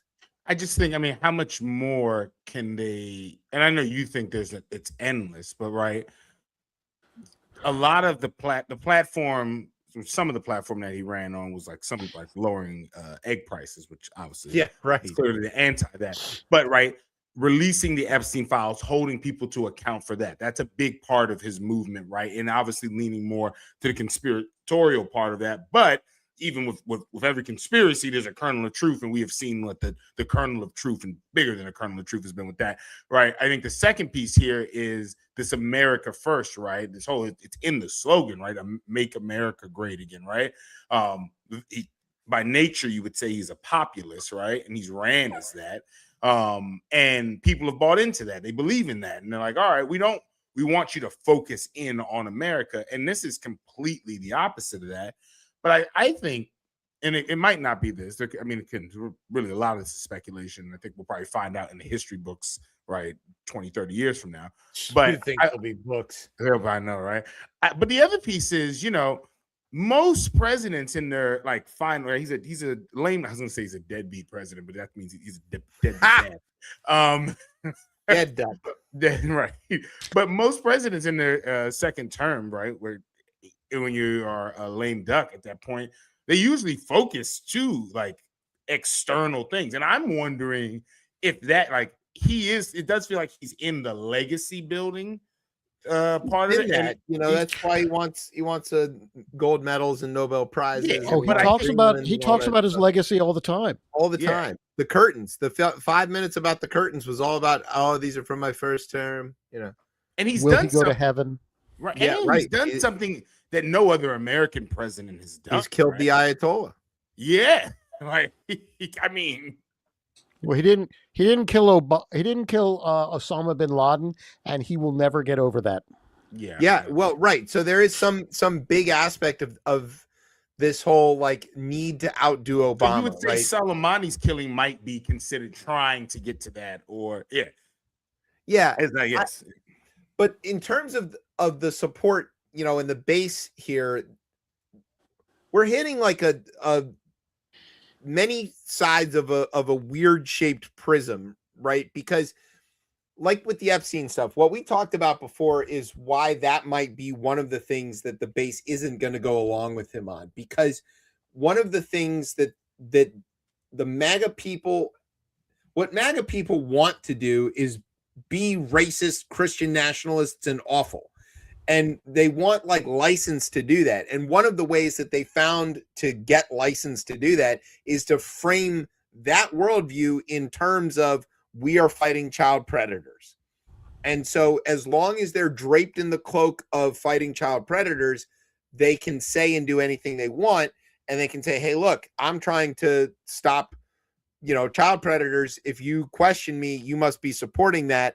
Right. And, it becomes baked into their identity. And when they confront that is not who they're Oh, protecting. yeah, you hear that stuff all the time. Oh, so you were in favor of illegal immigrants voting? Yes, Oh, so you're exactly. in favor? Yeah. Yep. Yeah. And so as they're coming to the realization that Trump is Epstein, right? The cognitive dissonance is too much even for them, and they can't mentally gymnastics their way out of this, and they begin to crack on that. And you see it in terms of passing the Transparency Act, Nancy Mace coming around, the subpoena on Bondi, all of these kinds of things, that there's those cracks are starting to form on that. The intervention in Iran might be something sort of similar, because there are a significant part of his constituency, Bannon and those guys, who are not necessarily imperialists. They are okay with imperialism, but they want to do imperialism by checkbook. They want to buy their way into controlling chunks of the world and negotiating with great powers and stuff. And they want to be able to rape and pillage all they want within their sphere, but they don't want to take the risk of it blowing up in their face. I don't even think this whole idea of they want to focus on America and not risk, blood and treasure over. No, what they don't want is a mistake. They don't want a failure that could cost them power. If you get involved in a protracted war in Iran and you end up damaging your support base in the United States and you lose elections, that's a problem, because all of the criminality and behavior that they have done up till now that is reprehensible and totally going to land them under several layers of jail is protected by their power. And if they do something unpopular enough that gets them in trouble, they're going to lose that. So that's what their motivation is. They are not motivated by trying to reduce violence or any of that kind of bullshit. Don't listen to them on that. I think some of them, MTG is a good example. Yeah. Right? No, They're just kind of realizing they've been had. Yeah. That Trump lied to them just as much as he lies about everything else. And they don't like it. And we've been People talking for really years do when this would happen. We've Yeah. been asking. We on this show. We have been asking this every week. When are they going to come? And we've seen it in groups, right? The Latino voters were like, whoa. That's not what you told us, and then we've seen it in Black Trump voters. We've seen it in some of the rural farm voters who, have been fucked by the tariffs. We've seen it in some of the business Trump voters who've been fucked by the tariffs. I think this food stamp thing is going to be a big problem for poor whites. They're going to be like, what the fuck are you talking about? I can't fill out all this paperwork in order to get my food stamps. There is going to be some sort of reckoning, and it's in chunks. This is a one. This is a big one. And these guys, they're not irritated by the bombing Iran. That they're fine with that. Yeah. They're irritated that they got lied to. And in a way that they can't jump out of it. All the other stuff that, inflation is not, it's fixed. And then you go your grocery bills are fucked. And they go, well, I can lie about that to other people. I don't have to admit to that. This, they can't lie about. They can't lie about it. It's there. It's happening. And it is part of their identity that they don't do this. And now they are doing this. And now they're in trouble. That's what I think is happening. Yeah. I want to say I'm curious to see what happens next. I am curious to see what happens next. But the problem is that's going to cost a lot of lives and destruction. Yeah. And to some extent, this whole thing makes everybody less safe.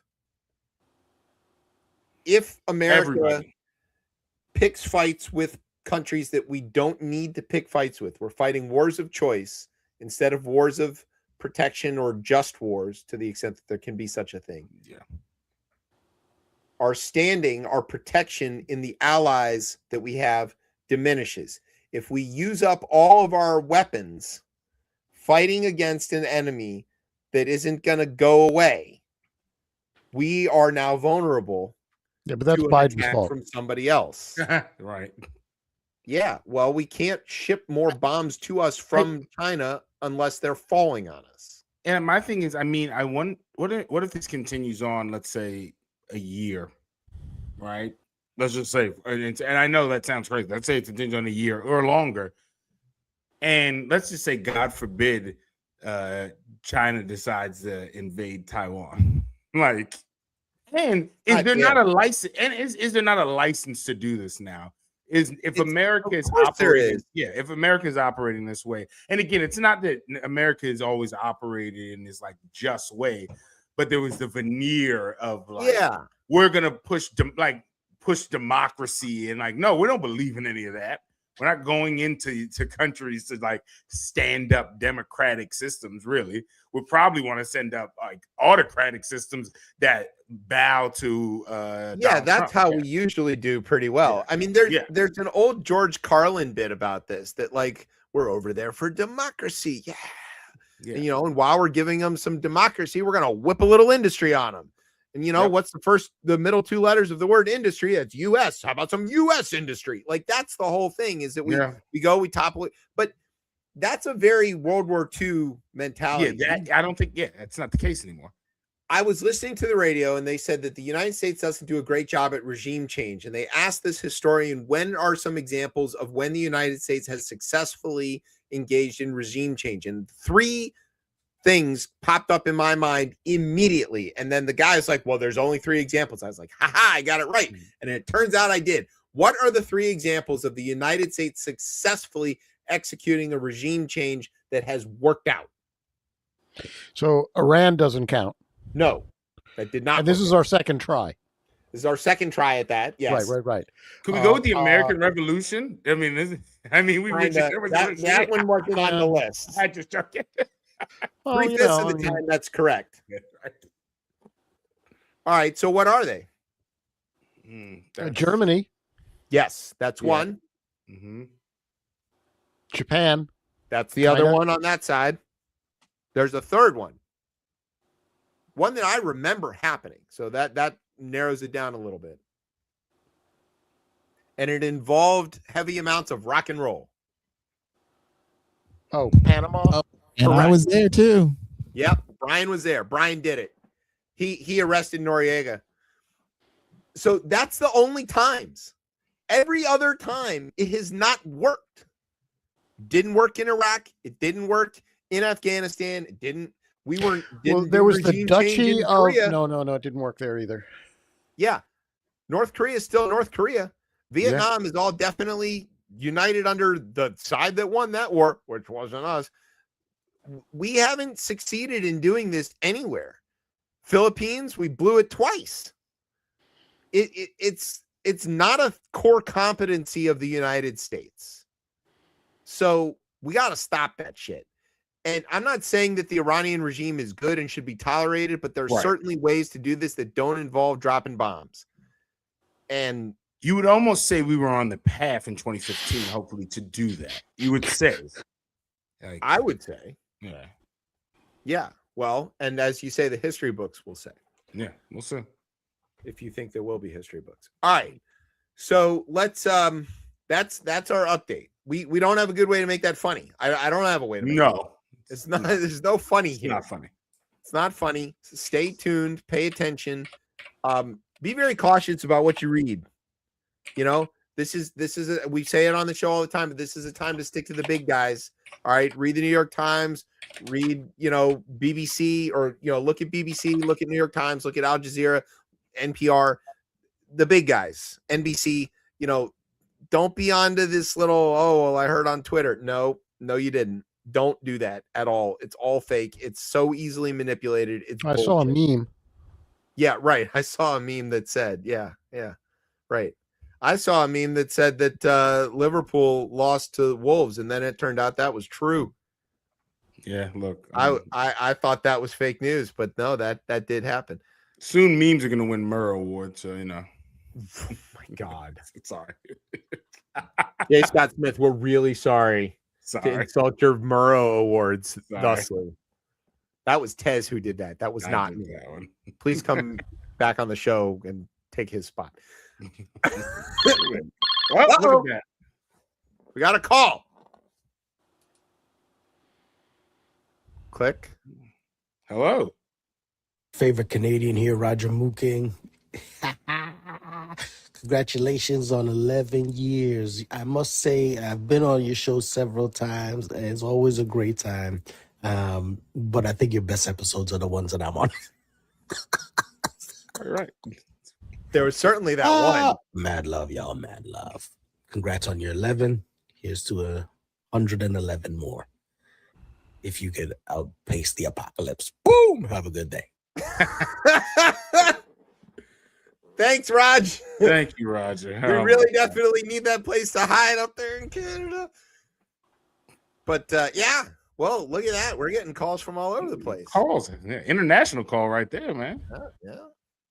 We don't know where he's calling from. He didn't say, but He didn't, but I mean, he's But an he is international Canadian. man. I mean, He is and an he just international travels the guy. world.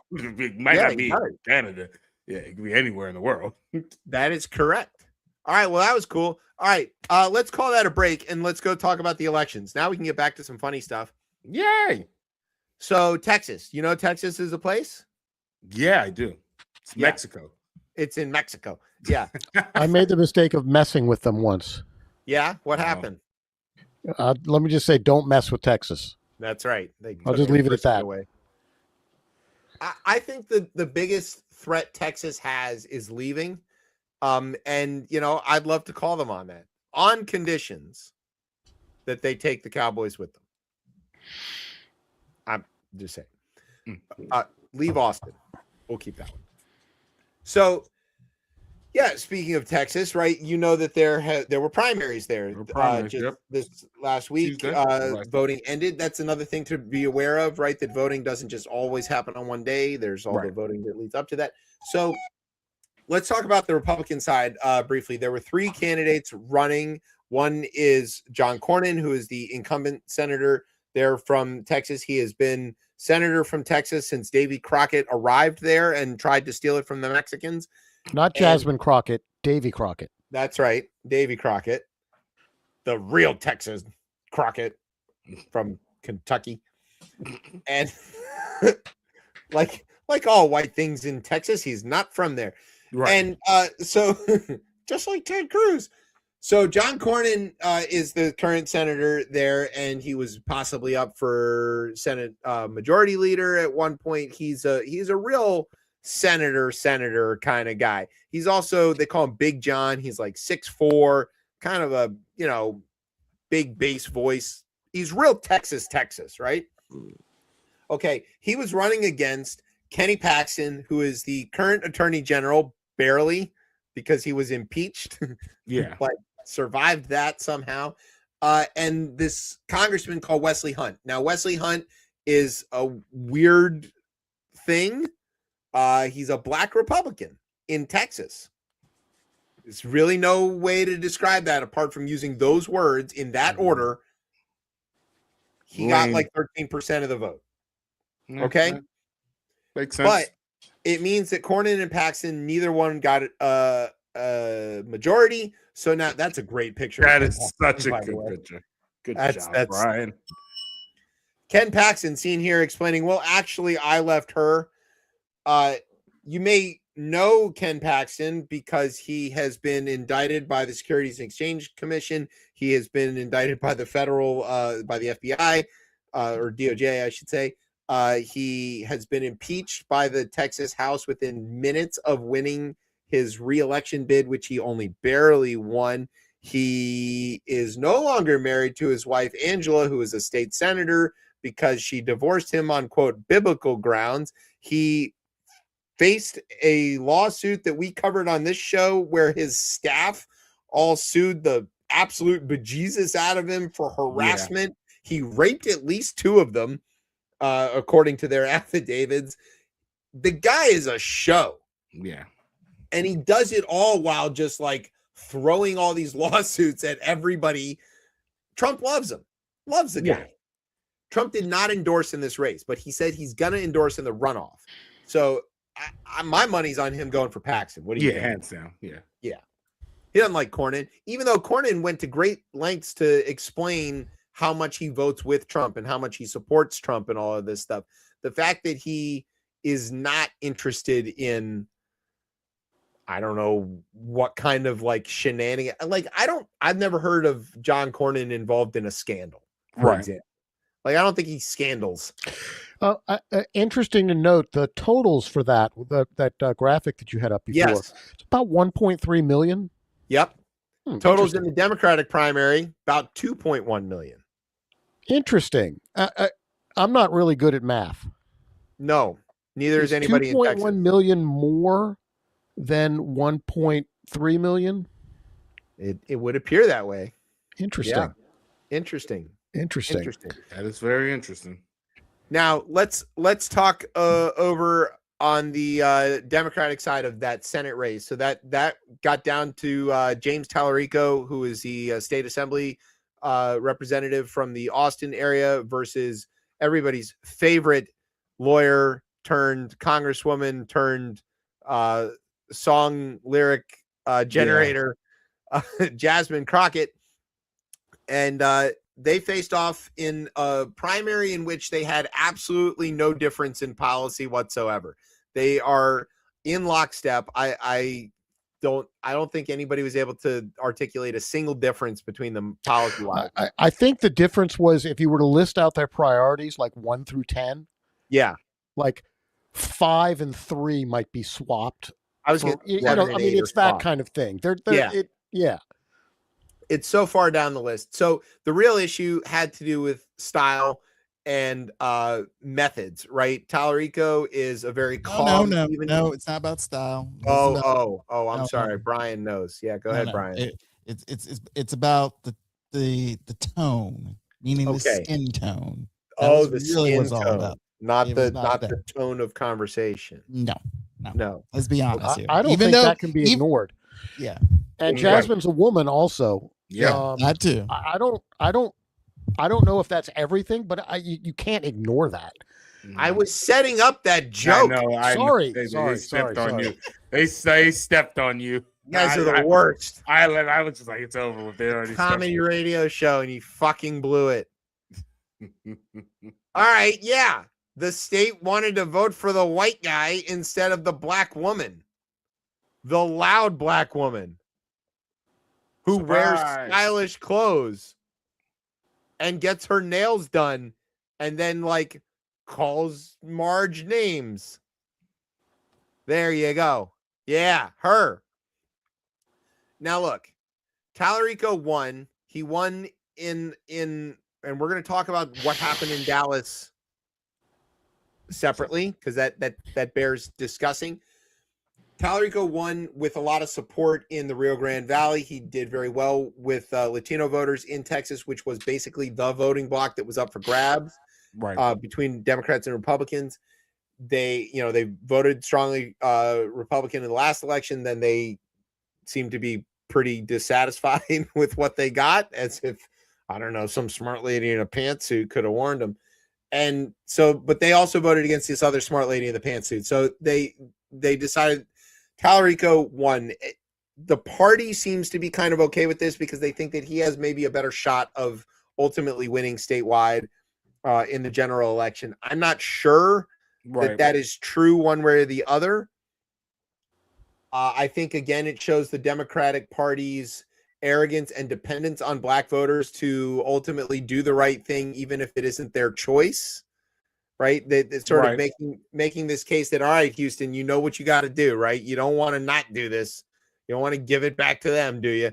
And then, all the black voters in Houston are going to be like, we wanted her, but I mean, yeah, sure. The alternative is worse. So we'll do the thing. Yeah. I wonder though. I mean, I pray that happens, but there's a palpable anger. And I mean, granted, by the time we get to November, maybe that it's a rock and a hard place. You can't vote that hard against your own interests to make a point. I mean, maybe you can. I mean, we did see that. You could sit it out. Yeah. We did see that in some places. So that's the other things that are worth discussing. Tony Gonzalez, like we mentioned. So Congressman Tony Gonzalez had a flaming relationship with one of his staff members. That joke was dead on arrival. It's not good. That's not good. Bruh. Yeah. You're going to ignite some controversy here. Oh man. See, I'm not the only one. Not the only one. You flaming liberals. See?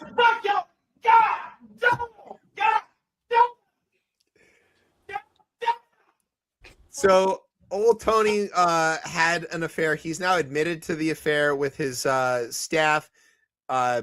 Basically, he coerced her into this relationship, and then he kicked her to the curb, and she killed herself by lighting herself on fire in front of her family, which was great. The Republican Party has now come down on him. He won his primary. He got through. So like while this scandal was like brewing, right? He beats this guy called Brandon Herrera. Yeah. Who is a firearms manufacturer known as, quote, the AK guy on YouTube with 4 million followers. How did he lose? I don't know, man. That's the thing, right? He's in Texas. He should have been granted an automatic weapon. Anyway, so Gonzalez wins, and then now the party is on him to drop out entirely. I don't know what they think they're going to do. Yeah. Well, I mean, he can probably win, right? Yeah. You know, if your problem Shane in is Texas, dead. Oh God, sorry. Wow, sorry. That wasn't her name, Tez. No.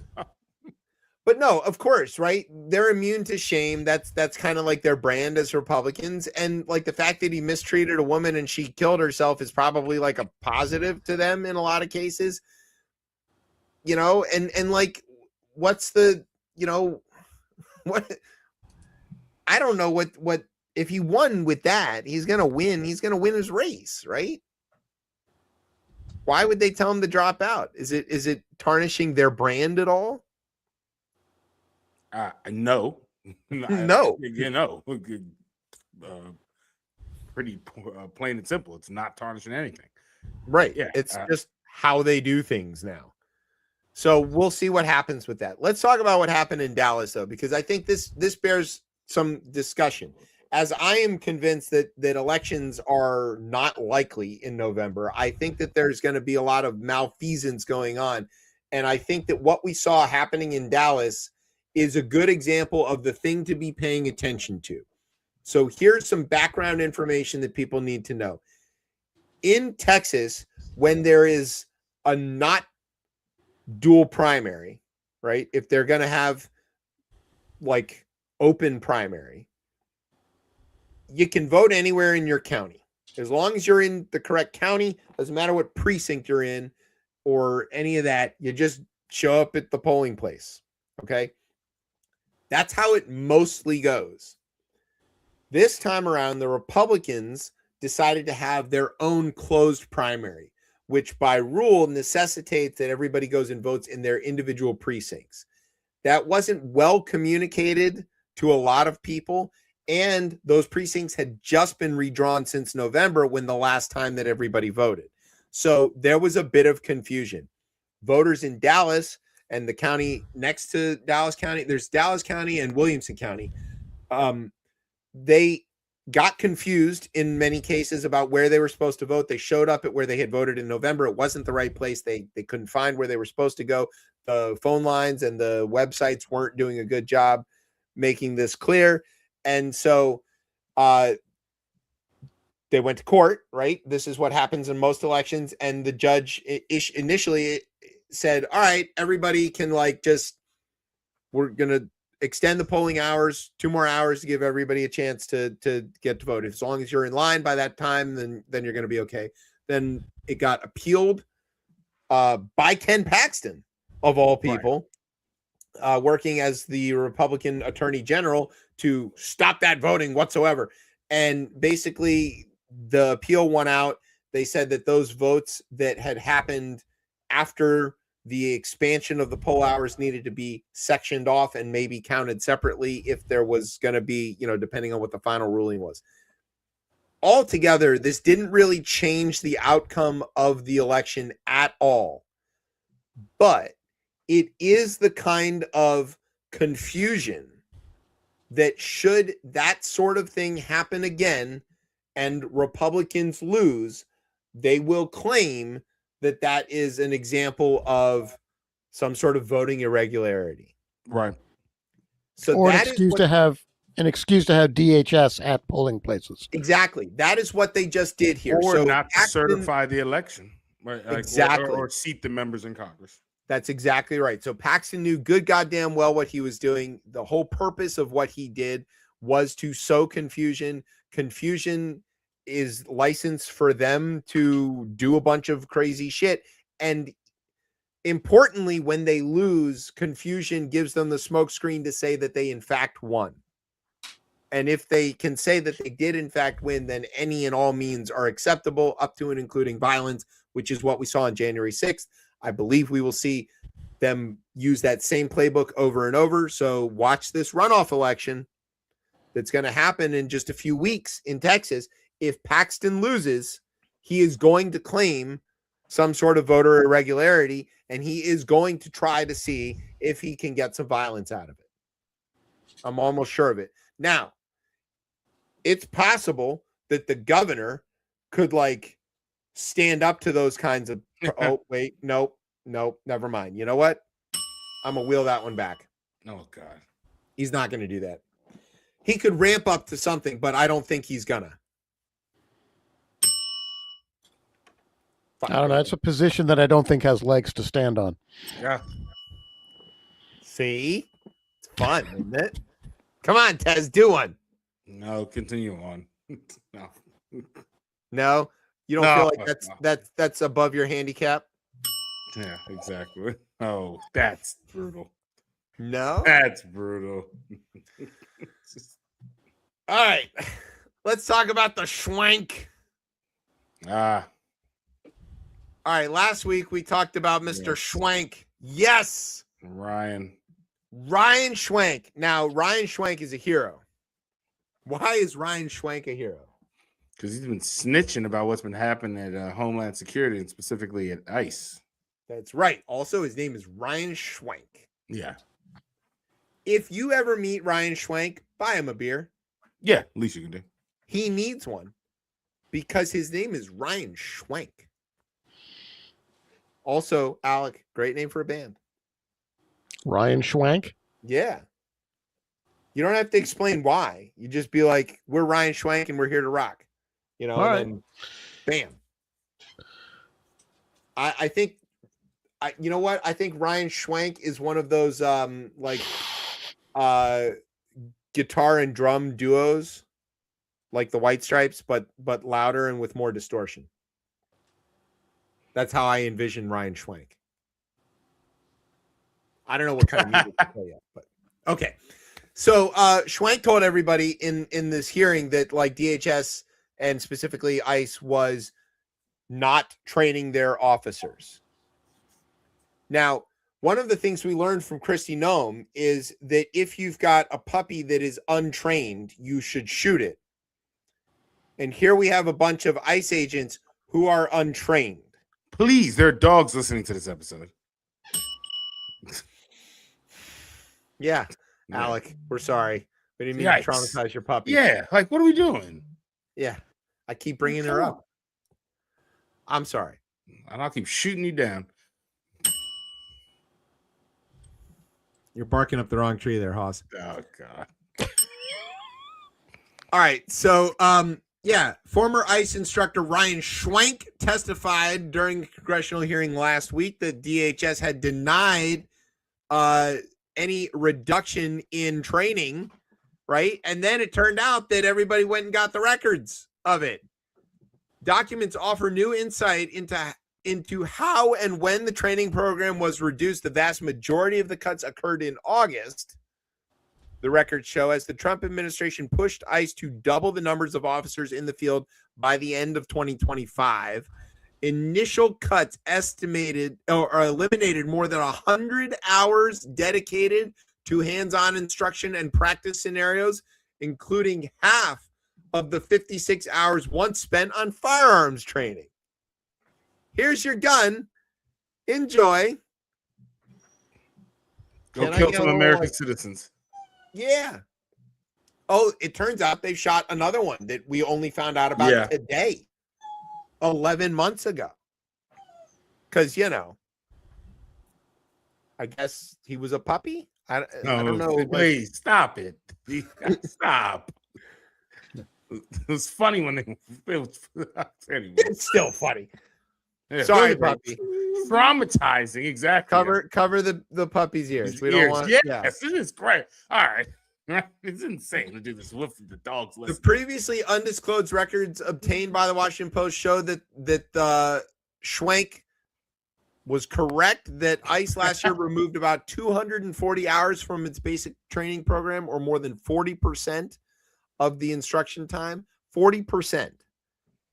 You imagine if you just skipped 40% of school? Oh my God, I did.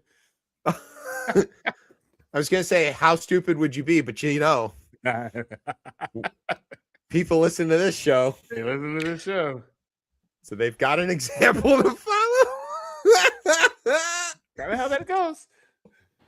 As of January 1st, records show that more than 900 ICE officers had completed a shortened version of basic training and were destined for field offices across the country. That is more than 3 times the total number of graduates the 12 months before August, when the program was first cut. So the agency eliminated time for driving tests and cut all 26 hours previously allotted for evaluating recruits' grasp of skills specific to immigration enforcement and deportation. So they don't even test them anymore. They also skipped all their Spanish language training. They said that there's no more of that. Their response. Why would you need that? Why would you need that? The response is ridiculous. Quote, ICE officers go through a rigorous on-the-job training and mentorship, the agency said in a statement. It said that new officers take what they learn at the academy and apply it to real-life scenarios while on duty. That's a good time to do that. Preserving ICE's reputation as one of the most elite law enforcement agencies, not only in the U.S., but in the entire world.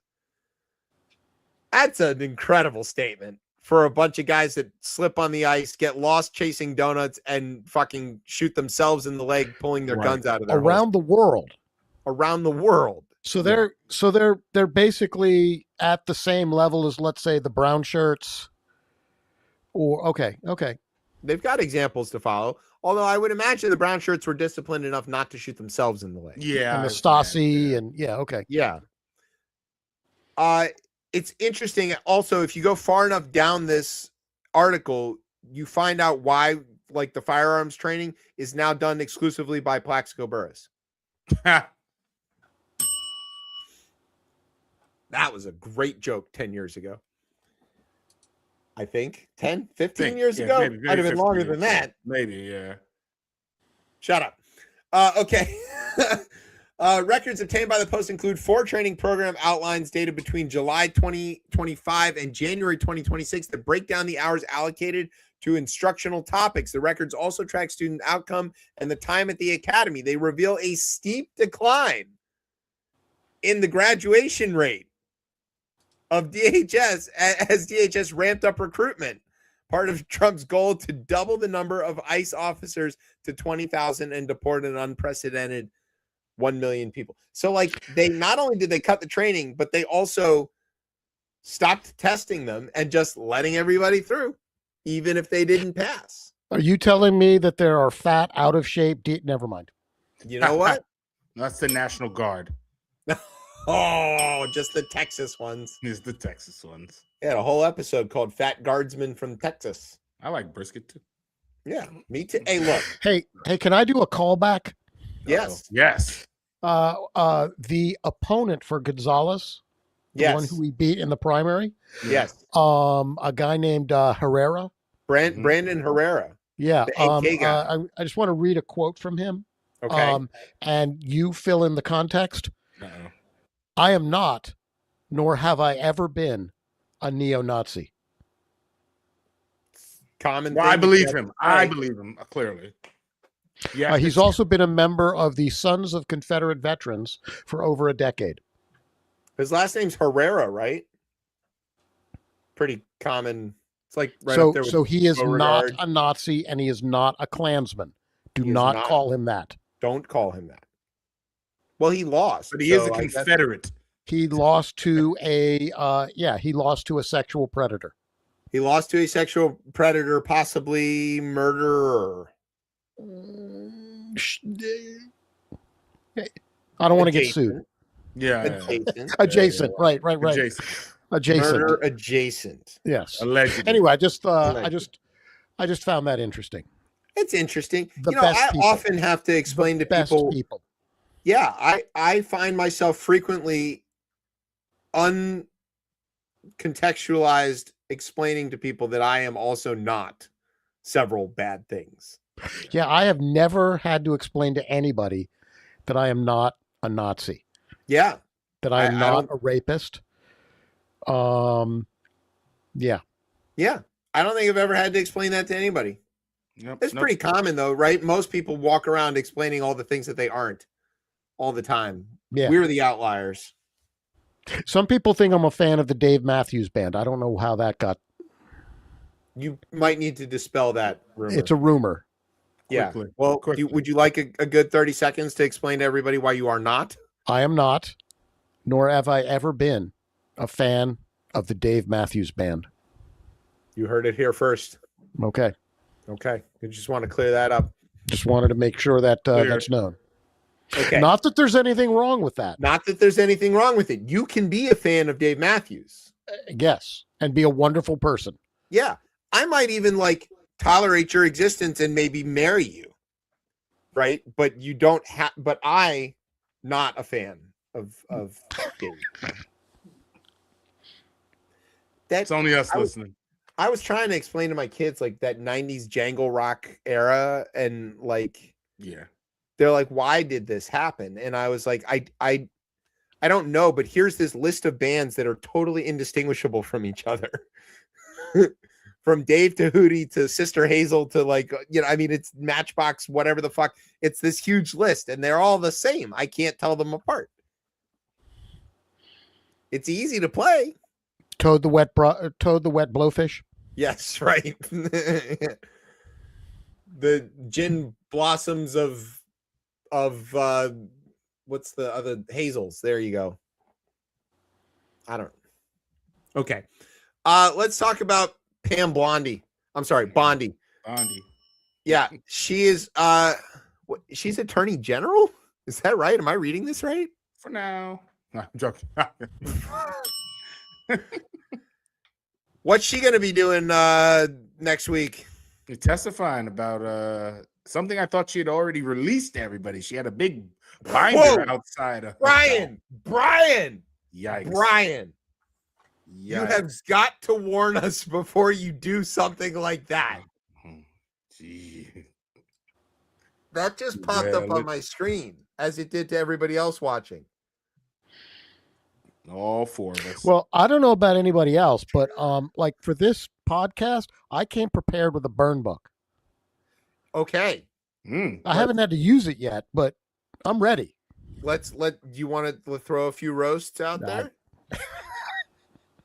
No. Okay. Noted congressional Smurf Jared Moskowitz was had a good time with that the last time she was there.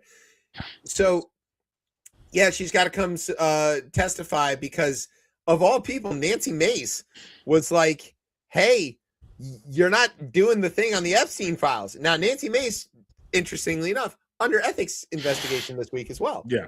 That was in the show, but it didn't make it because it was too small potatoes because she's only being investigated for several tens of thousands of dollars of mismanagement of money, whereas Kristi Noem ran off with $200 million of taxpayer money. So, Butterface Nancy Mace is having a great week. Is that in your burn book?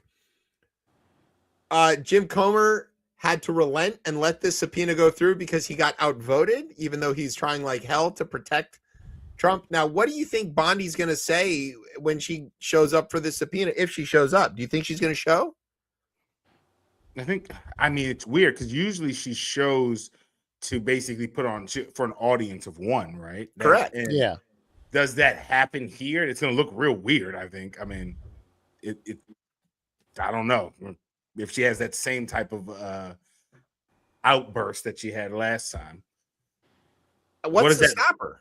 I think she shows up. I think she shows up and harangues them and go, "What the fuck did you bring me in here for?" And just yells at them. I mean, yeah, she's doing it for an audience of one. Yeah, it is to get picked up by Donald Trump when he's sitting in. She's gonna bring Kash Patel with her. Oh God, he's gonna be like chugging beer. So like, yeah, what now? And then they're gonna be like, "We're over here," because he can't see. I can't even. Yeah, we can't even His do it. eyes are crossed all the time. Look, I'm not. I don't know if it's a disability. I'm not trying to offend, but I do think if you're part of the Federal Bureau of Investigation, you need to investigate things. I don't know, man. I think your eyes should be straight. How you look through the magnifying glass? Yeah. You don't know which. I mean, how you investigate? Yeah, I'm just saying. I'm just saying. Yeah. There might be another job, but I don't know if the head of the FBI is. Hey, don't kink shame. I'm sorry. Yeah, right. There are some people. Like That was from my burn book. That are into that. Yes. I think we'll cross that bridge when we get to it. No, I'm not proud of that. All right. So, yeah, I think she shows. I think she shows and throws bombs, and I think that she has a great time doing it. And then she goes back to wherever they go to, Mar-a-Lago. Is that where they all come from? I think and then has a kegger with Hegseth.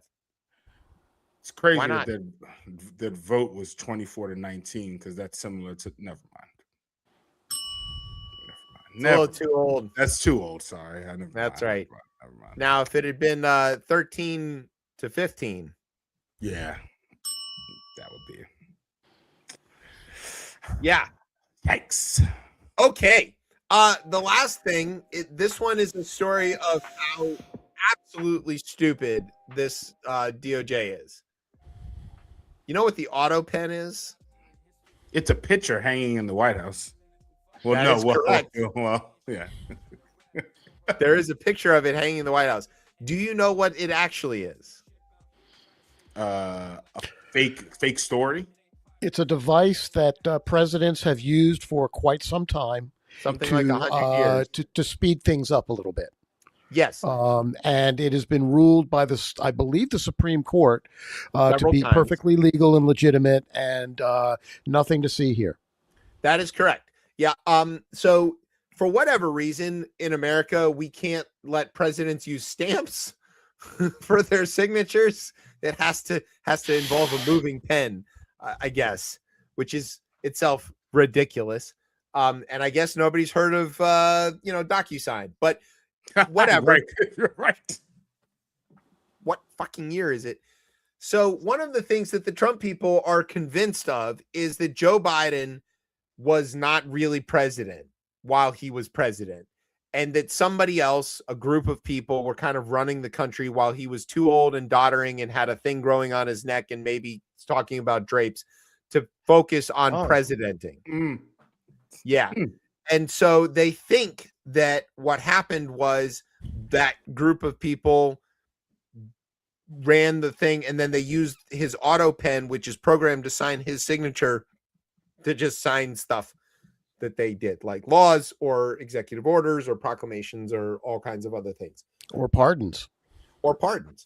There is precious little evidence to back this up, but does not matter because the Department of Justice dispatched their top investigators, the ones that could see, to go figure this out and bring charges against Joe Biden and all of his people who were hiding in the basement with him or whatever the fuck. What happened?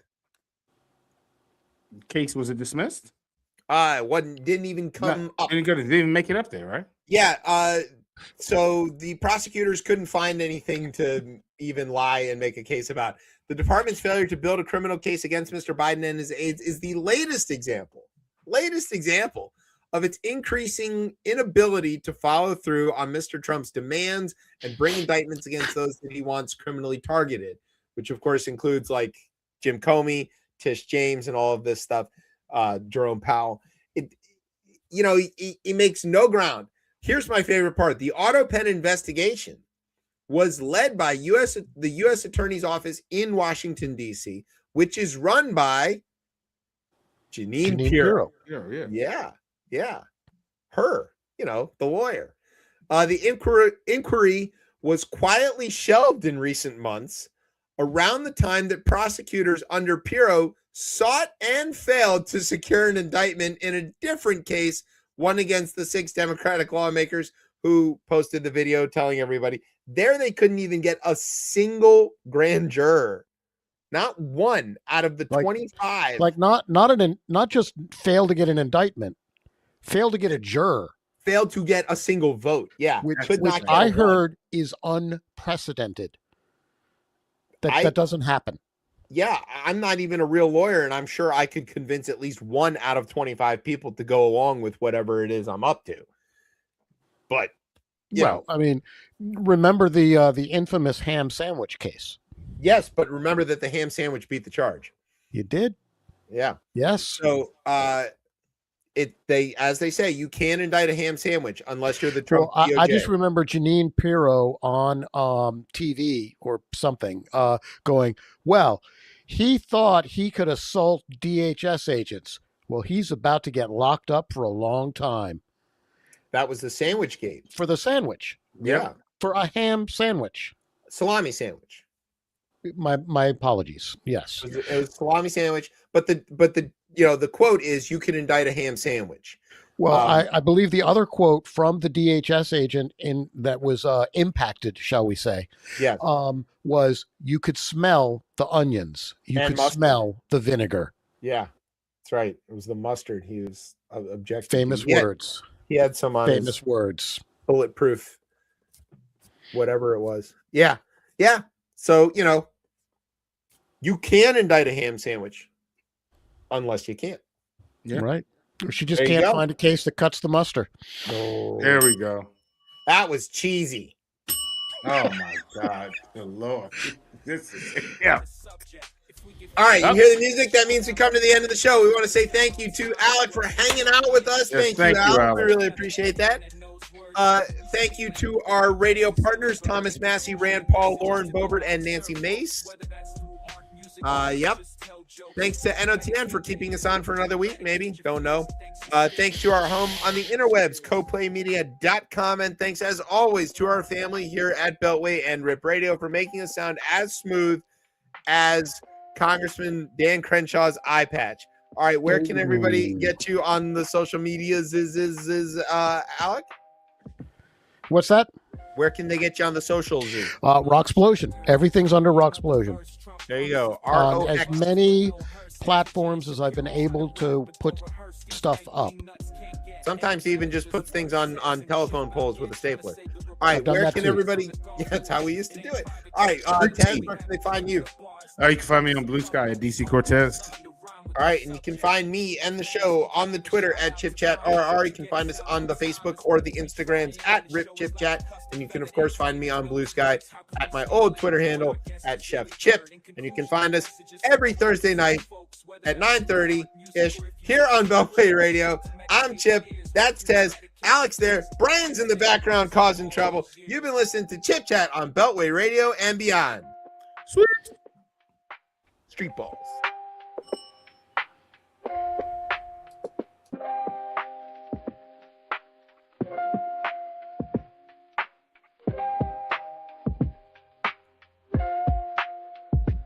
Another chapter in history, another verse. Trump promises political violence, but no hearse. FTG and Shapiro try to rap, but don't rehearse. These right-wing nuts can't get any better, just worse. Tez and Chip out here trying to save the republic like Tez on the golf course. It ain't private, just public. When we have a drink in the bar, it's not beer, it's a public. It's hard to get something to rhyme with this subject. If we get famous, we can give a shout out to Brian. To get us out on time is what he be trying. The show is like a custom feathered avian that knows words. How can we stay late when our guest is Illy Bird? In conclusion, the message is to go out and serve folks, whether that's through art, music, or if you just tell jokes. Seek to medicate your ears, hope you eradicate your fears. Thanks for sticking with us through all these years.